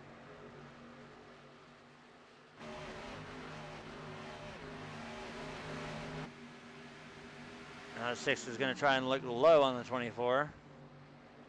As the 10 has got himself back within. He's right on the bumper. 10. Yeah, he's toying with him, I believe. He's just playing games right now. He's got the rear bumper of that 41 on a fishing hook, and he's just letting the slack out and then reeling them back in and letting it back out. He's just playing mind games right now.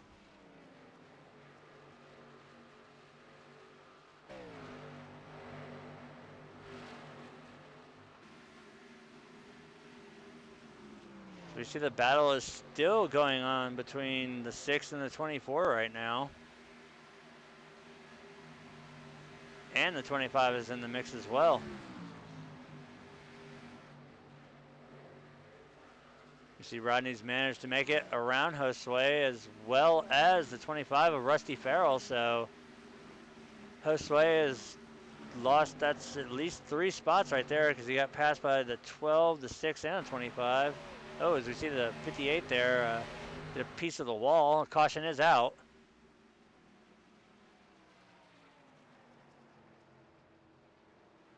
Yeah, he's down low. All right, we're going to go ahead and take a look and see what happened here. I do believe it was just contact with the wall that sent him down and around. See, everything's fine so far. He's making his way into 1 and 2. Now is where we're going to see the problem happen. Yeah, it's on the exit there. He clips Oh, he the just wall, clips the the wall outside. and, oh, a hard side slap right into the wall. Ow. Brings it up on track just enough. Good job locking it down, though, but you could see the heavy steering damage to that car right there. Undoubtedly, that car does not have a straight steering wheel. The camber and the toe-in is both knocked heavily out on the left front. Yeah, it looks more like a beach ball than a race car. I mean, Oh, he's yeah. rounded almost every corner off it.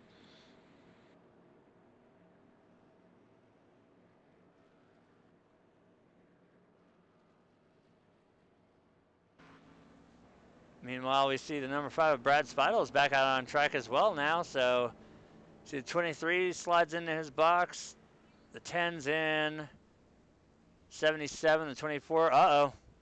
Todd overshot his box. That's going to allow Dalton to retake the lead, and that'll let Robert get past the 10. Corey's going to get out. Adam's going to get out. Josue. Wow, just a gaggle of cars are going to make it past Todd, so that was a critical pit road mistake right there on the 10. Hopefully that doesn't hurt him as far as being in contention to win this thing, but definitely not what you wanted to see there. That's going to open the door for Dalton Baldwin to walk away with it, as we have 33 laps remaining right now. That's an unfortunate mistake to miscalculate where your stopping point is for your pit box. It might possibly have been something that Todd was starting to use his tires a little bit more, and we all know that as the tires get more wore out and the hotter they get, the slicker they get, and when you try to stomp on them and slide in your box, you're going to do exactly that. You're going to slide straight through your box. As we see the 17 of Cody Franklin, he's going to stay out in front of the leaders. If he does not pit this time around, he will take the free pass and get one of his laps back. Yeah, that was definitely a costly mistake for the 10 car there, as it brings him back out on the field in 11th position from second. So he's got a lot of cars to work his way through to be able to get back up on the back end of that 41. Meanwhile, up front, the top 3 has got rearranged around. Dalton Baldwin will reassume your lead. Robert Barris will take over second place, and Corey Brown will take over third place now. I'll move Adam Nowinski up to fourth. Fifth will be Rodney Kramer. Caleb Thompson up to sixth. Rusty Farrell, he'll make it up to seventh. Josue Tellez up to eighth. Zach Muggle to ninth, and Seth Schultz will round out your top 10 with Todd Cray directly behind him, and then the 58 of Jonathan Schwartz.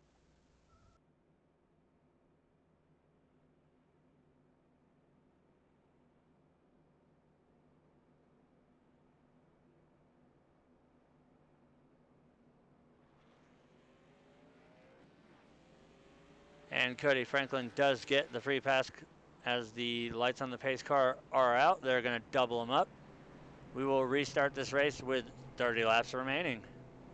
Let's see if, after a costly pit road mistake, if the 10 car of Todd Craig can manage to make his way up through the field fast enough and still have enough tires left to be able to run down and take the lead back from the 41 of Dalton Baldwin. Well, you know, you got two fast guys sitting up there behind Dalton. You know, you got 23, the 75, the 28. Oh, look, the 6 is up in that mix as well. I mean, those guys right there in that group, they're going to push it now. I mean, you've got 30 laps to go. It's, you know, go for broke. You got to run the car as hard as you can.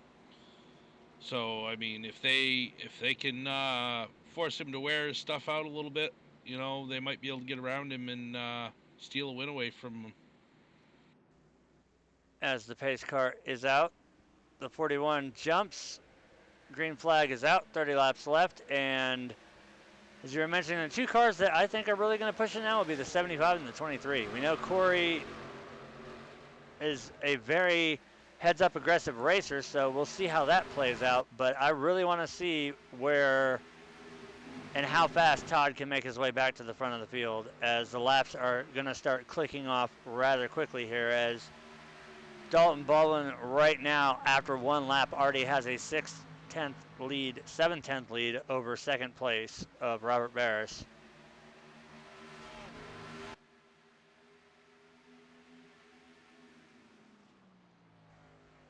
The way it's sitting right now, if the 41 wins, he is the second driver that would make it a driver that has won 2 races this season. As the 23 and the 28, they go by Robert Barris there in the 75 pretty easily. We see the 10's made a couple moves already, but I don't know if there's enough time for him to make up for what happened on pit road there. The 28 hard into the outside wall. He sticks it there. That's going to drop him way back. Meanwhile, we see that the lead is increased to a 1.1 second over second place of Corey Brown. And, you know, I almost believe that's by design, Art. You know, on the drop of the green flag, the 75 and the 23, neither one of them really took off fast. They let Dalton get that big jump out in front of him. Oh, without a doubt. I do believe right now what everybody wants to see is the 41 out front running extremely hard. That way everybody who's back here can take advantage of it when he burns his tires off. As we see right now, Todd Cray is trying to take position back from Rusty Farrell. He's managed to make it around the 6 of Rodney Kramer, the 14 of Zach Michael, and the 28 of Adam Nowinski. Can't quite get around Rusty right now, so might have been a lethal mistake on pit road for the 10 car tonight. As we see the 24 and the 12, we've seen them battling throughout the race, and this is what, round 5 or round 6 now that we see them going at it with each other.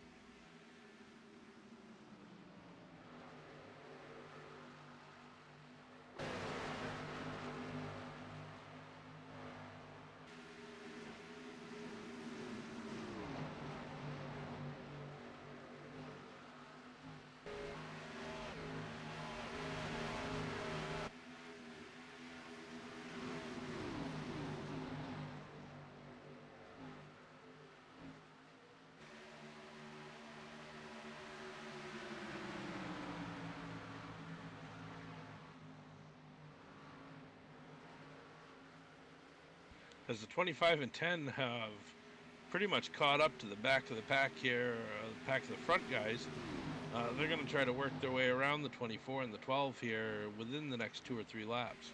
I was just about to say, either they've hit a stalemate with each other or they're working with each other to try and use 2 cars to make their way up to the front.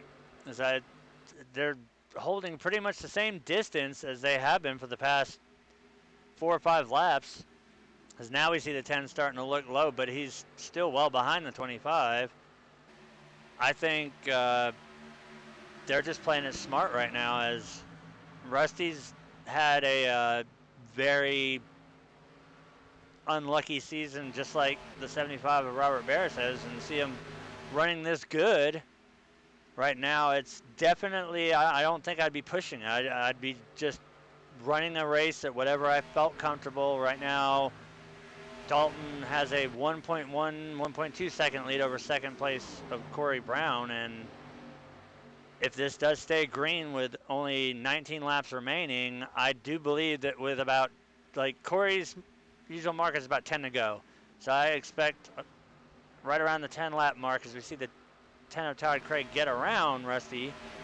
I think around lap 190, we're going to see Corey start to push the hammer down and try and gain some ground on the 41 of Dalton Baldwin. I don't think I'd wait that long. I think he's got to start making his move now. And judging by the gap that's opened up between him and Robert, I think you're right. Corey's already smashed the live pedal down because he has put some distance on Robert, as Robert's coming under fire by the 12 of Caleb Thompson. But here comes the 10 car. Look out, Josue. You've got Todd Craig coming on your back bumper.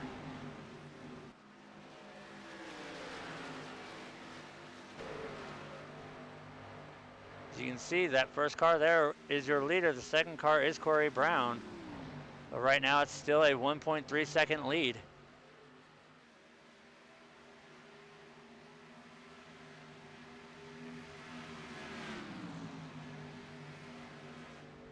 Right now, Todd is in 7th. It'll be 15 to go this time by. So if you're not happy with your spot, you better do something about it now because time is running out. Right now we see Todd sizing up Josue. He's about ready to make the move on him here. He's got to do anything he can as fast as he can to get around these cars because I know he's got enough to pass the 24 and the 12. The 25 has seemed to have just leveled out and he's comfortable riding where he's at, but I can see the fire in Todd's eyes right now. He wants to get by this 24 car and then work over the 12 and get as many spots as he can.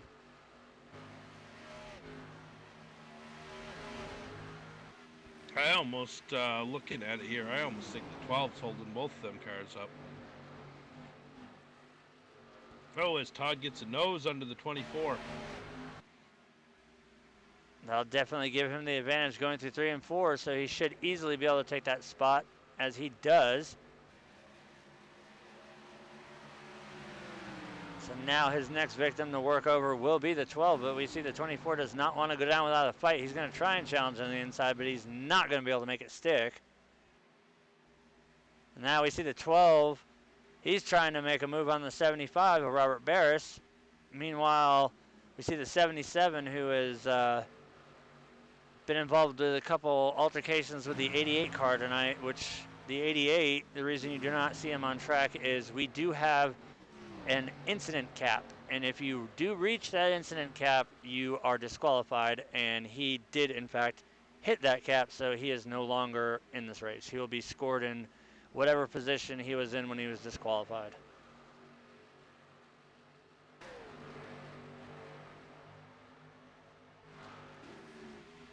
Well, it's 10 laps to go now, and Dalton still has a 1.5 second lead over Corey Brown, and it doesn't really look like it's shrinking that much. If anything, it's growing. Yeah, it's unfortunate. I mean, I don't think Corey's going to have enough for him this late in the run now. I mean, Dalton's going to have to make a pretty big mistake. We see the 10 of Todd Cray is all over the back bumper of Caleb Thompson. He's going to try and dive to the inside. See the 24 still trying to go down that fight, but he gets contact on the wall there coming out of 4. That's going to slow him up some. He gets contact again going into 1, so. Well, with this many laps, well, this few laps remaining right now, it's pretty much full throttle or nothing.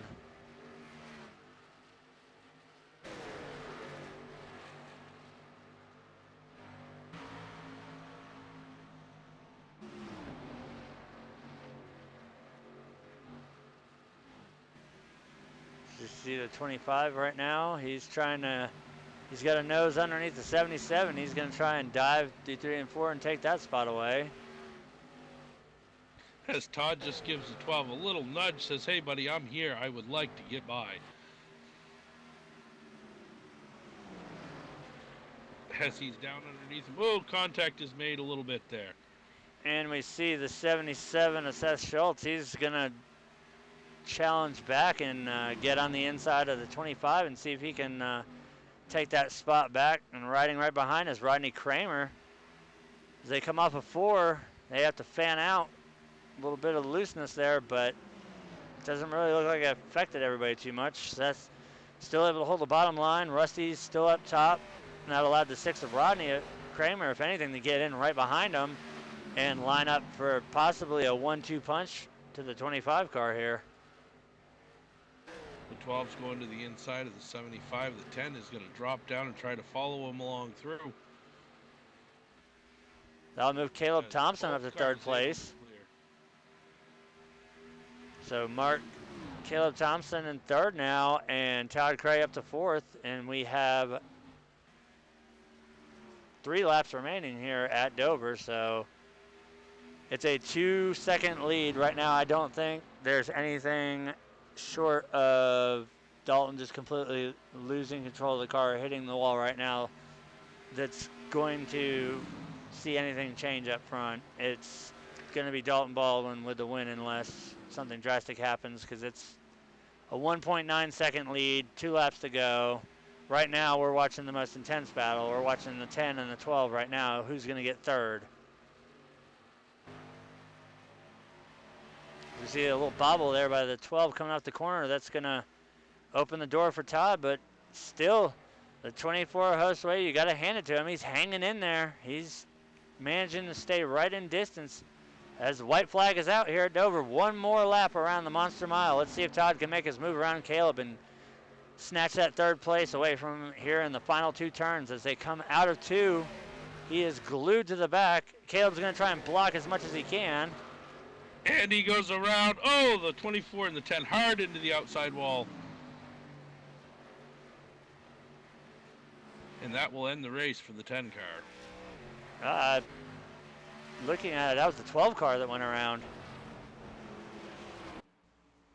So that will slide Robert Barris up into 3rd place. So that's, I believe, one of his best finishes this season.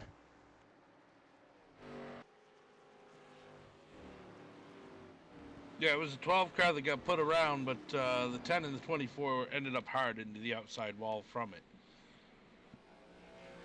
Oh, as we see the 10 car, looks like a Chevy Lumina right now. Ow. Well, that turned out to be a lot better of a race than I expected. I mean, there were the usual things that I figured were going to happen, but by no means did we even come close to any of the limits that we thought we would see caution-wise. So that was definitely a good thing to see. But the story of the race was definitely that of Dalton Baldwin. He was absolutely killer on a short run, and I think the other biggest story of the race would be when Todd overshot his pit box and had to really drive aggressively, going from 2nd place all the way back to 11th. So he was able to drive up, but then made contact with the 24 car. So that's going to score him in 10th place. Rusty Farrell will get 9th, and it'll score Josue in 11th. All right, so let's take a minute here. Let's talk to Robert. Bring him in. He's all yours.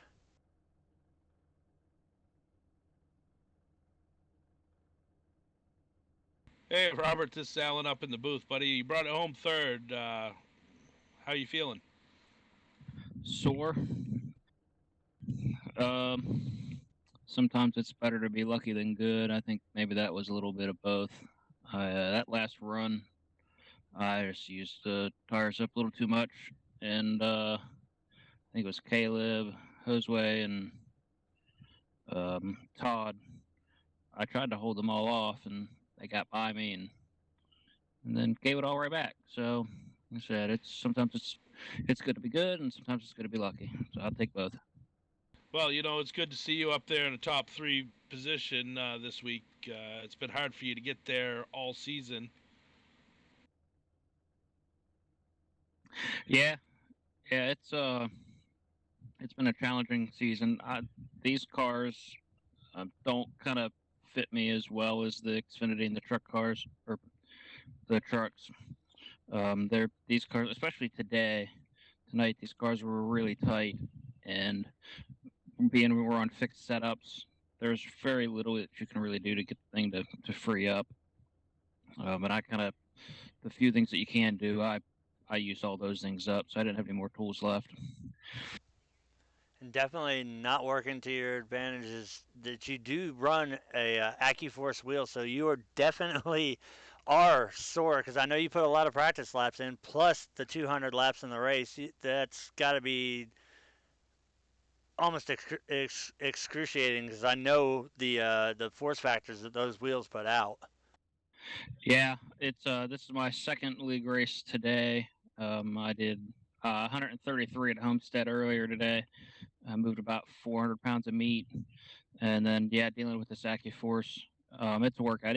Especially at this track because it's concrete. The surface is very bumpy.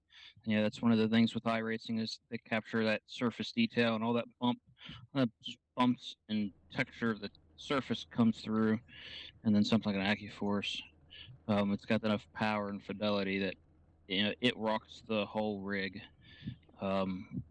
Same thing with the pedals. The pedals that I have are hydraulic brake, and this is wouldn't think, but you kind of have to be able to use the brakes to get the car to turn as a tool, and even that is a little tiring. So yep, sore all over. I've got plenty of fans to keep me cool, but yes, definitely sore.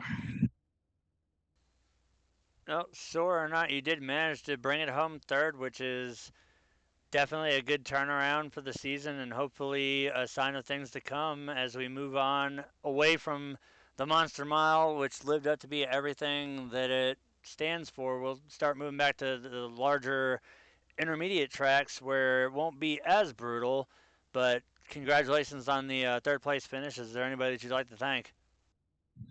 I just Seth, everybody at the league, everything that you guys are doing to broadcast this, to bring this out to all those who are interested. Popsicle for being on the side of the car, haha. And then again, my wife, for letting me do this. This is a lot of time investment as a hobby, but it's fun. So that's it. All right, well, we'll see you next week, and hopefully you can set it on the pole or bring it home in victory lane. Look forward to it. That was your third place finisher, Robert Barris. Next, we have your second place finisher, Corey Brown. Corey, we kind of thought that you were going to lay back for about maybe 10 to go and then give Dalton a run for his money. What happened? Nah, you could the track rubbered up so much it didn't matter how hard you ran it there. At the beginning of the race, that's exactly what I was doing. But the car was tight at the beginning of the race, so as that track just rubbered in, it just made running hot laps, lap after lap after lap. I don't know if you watched the beginning of the race. I took off real well, and then Dalton coming past me, and then about around lap 40.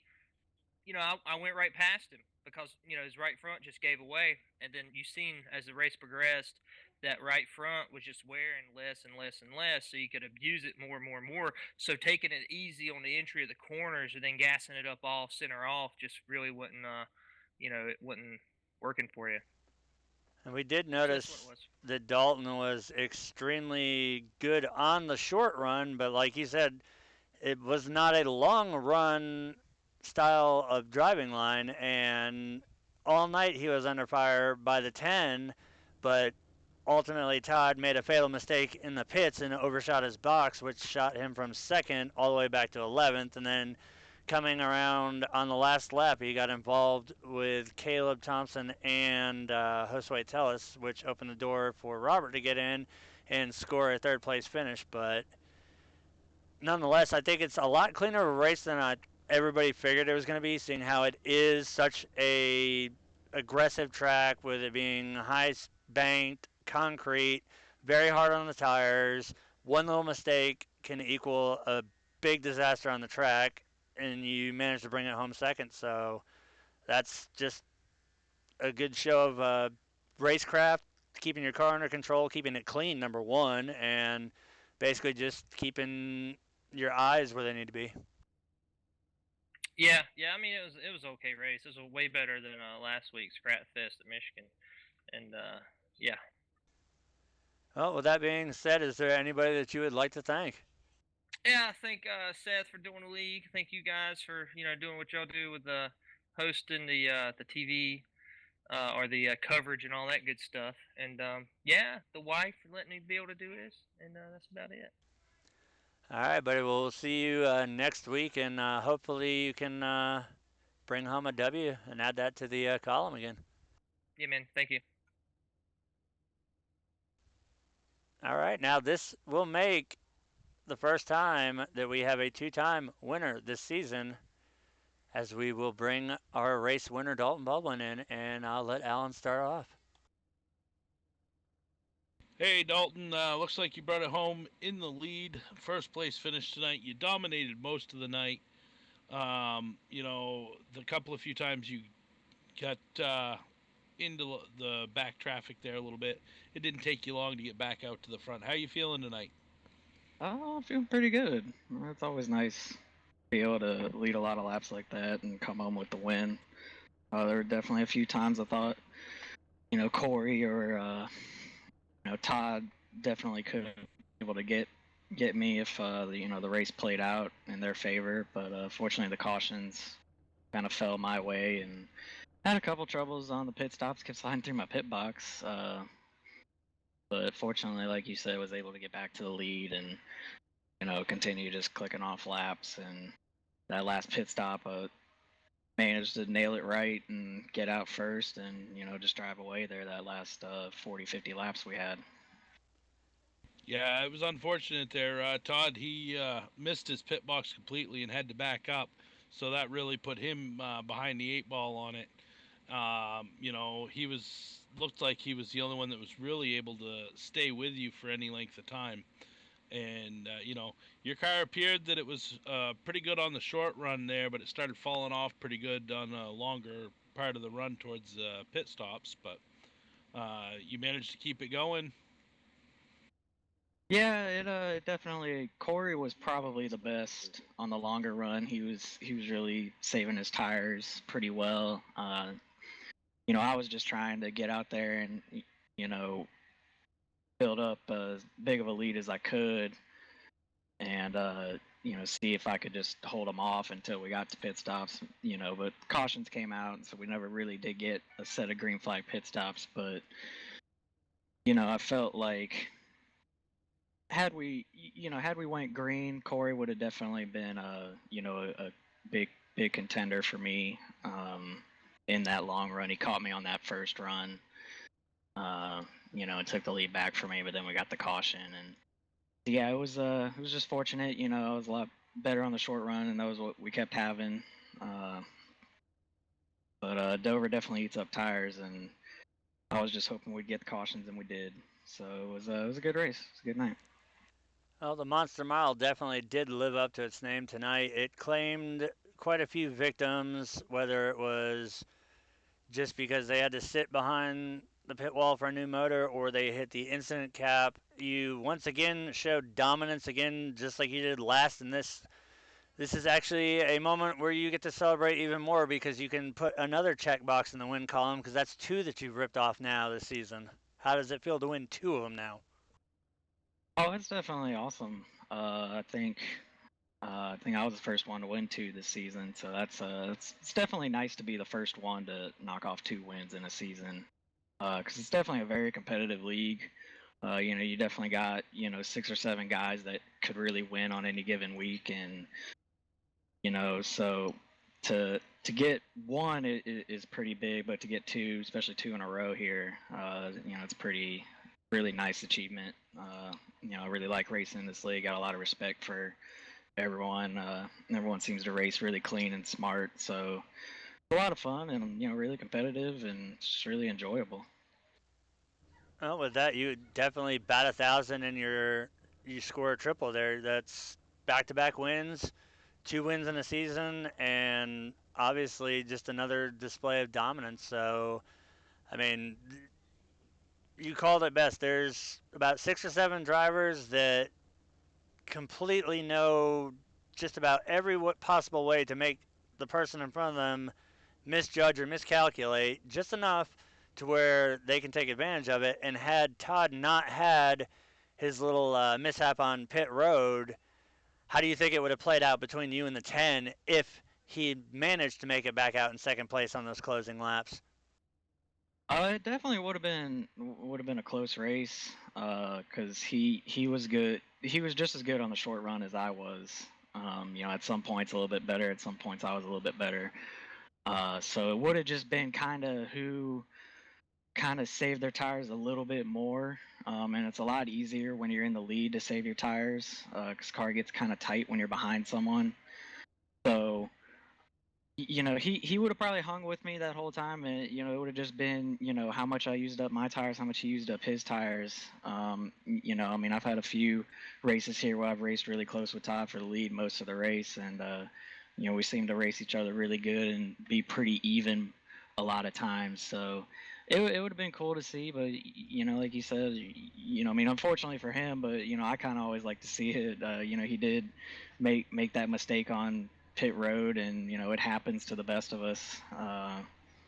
And that put him in the back, and that unfortunately gave him a bad finish, but kind of helped me just set sail and take the win. So I wasn't too upset to see it, but I definitely like to race it out with people. Yeah. Well, currently you're tied for 6th place with Brad Speidel. You've moved up 7 positions with that win. Yeah, I was looking at the points there. They just got them posted. Still 29 points back, so it's gonna be hard with only a handful of races left to really get, up into championship contention. But we'll just see. Just kind of got to keep taking each race, one race at a time, and try and win and get maximum points. And maybe if some other people have some bad luck, might get me back, get me up there into that contention, and maybe come home with the championship. But right now I'm just looking at going to each race and just trying to win. Well, if the last 2 races are any indication of how the rest of the season are going to go, I don't think you really have anything to worry about. Yeah, I had pretty good luck here. I really was kind of a little nervous about tonight because after practice and qualifying, I wasn't very fast, but once the race kind of got going, I was able to get up to the front and compete and lead all those laps. So sometimes practice and qualifying isn't always the indicator of what's going to happen in the race. So yeah, I mean, hopefully we can just keep the momentum going and just keep clicking off wins, and we'll see where we are at the end of the season.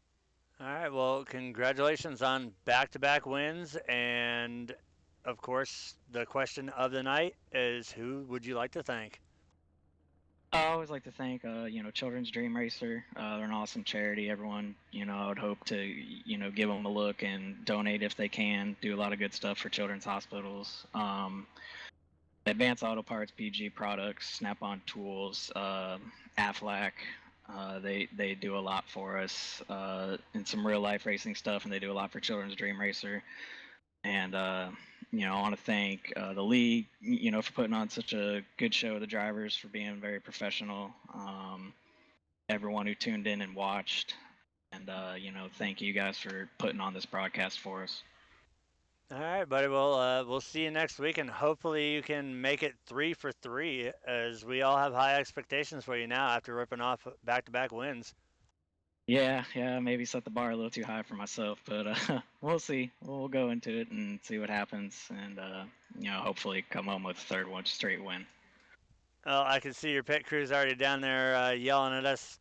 They want you down there. They want you in victory lane. So go down there and celebrate your win, and we'll run through results, and we'll see you next week. All right, thanks, bud. See you.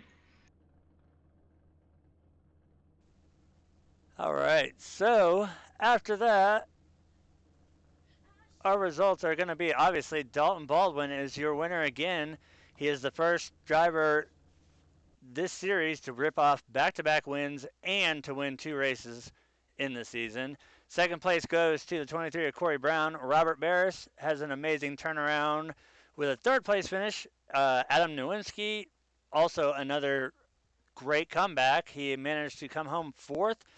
5th place goes to the 77 of Seth Schultz, who had a good turnaround despite being involved in a few incidences throughout the race. Rodney Kramer is going to bring it home 6th in the number 6 car. Zach Michaels is going to bring it home 7th. Rusty Farrell 8th. Caleb Thompson 9th. And after the devastating pit road mistake, Todd Cray is going to manage to bring it home and round out the top 10 down 1 lap. 11th place goes to Josue Tellez, who was involved in the incident with Todd and Caleb.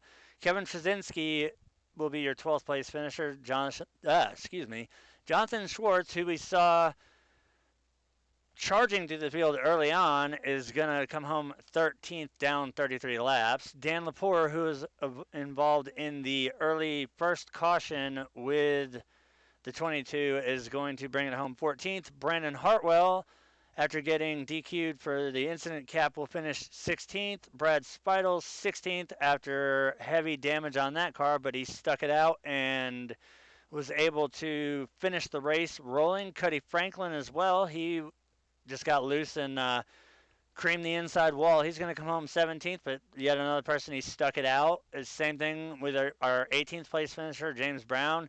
He was down 124 laps, but he sat it out, took the repairs, came out, and managed to bring home 18th place points.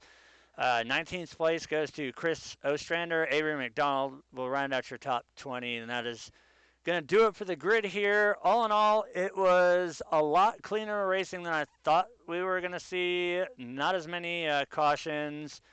We saw domination going on, obviously, by the 41. We saw that Todd, he was right up there too. Corey, we all know all the fast guys were doing their thing like they always do, but it just seemed that Dover and Darlington seem to have a lot in common with each other. They can either be really good or they can be really, really bad to you. And we saw that some cars didn't really affect it too badly, and some cars, they just got eaten by Miles, and he's got their cars sitting in their fists right now. What do you think, Alan? You know, it was a pretty good race. I half expected to see a few more cautions than we actually saw tonight. You know, there's a couple of guys that.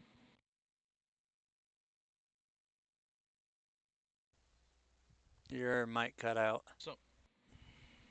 You're good now, but your mic kind of cut out there, so. You know, I was saying, sorry about that if the mic cut out. You know, you know, we had a lot of guys run good and clean tonight. We had a few guys that ran into some trouble early on, and they ended up putting their cars in pit road and having to do some engine work, get everything back up and running. They came back out. You know, I'd love to see those guys get out and at least finish the race, even though they're several laps down. You know, it goes to show tribute to our drivers that, you know, even though you can't win it, you might as well get out there and try to get as many points as you can. I completely agree. And with that being said, that is going to do it for us here at Dover. We will be back once again, as always, on Sunday nights. Don't forget to mark it on your calendar.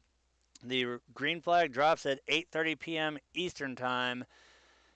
We do our pre-race show 15 minutes before the green flag. That way we bring you the last 5 minutes of practice, all of qualifying, through the race, and into the post-race.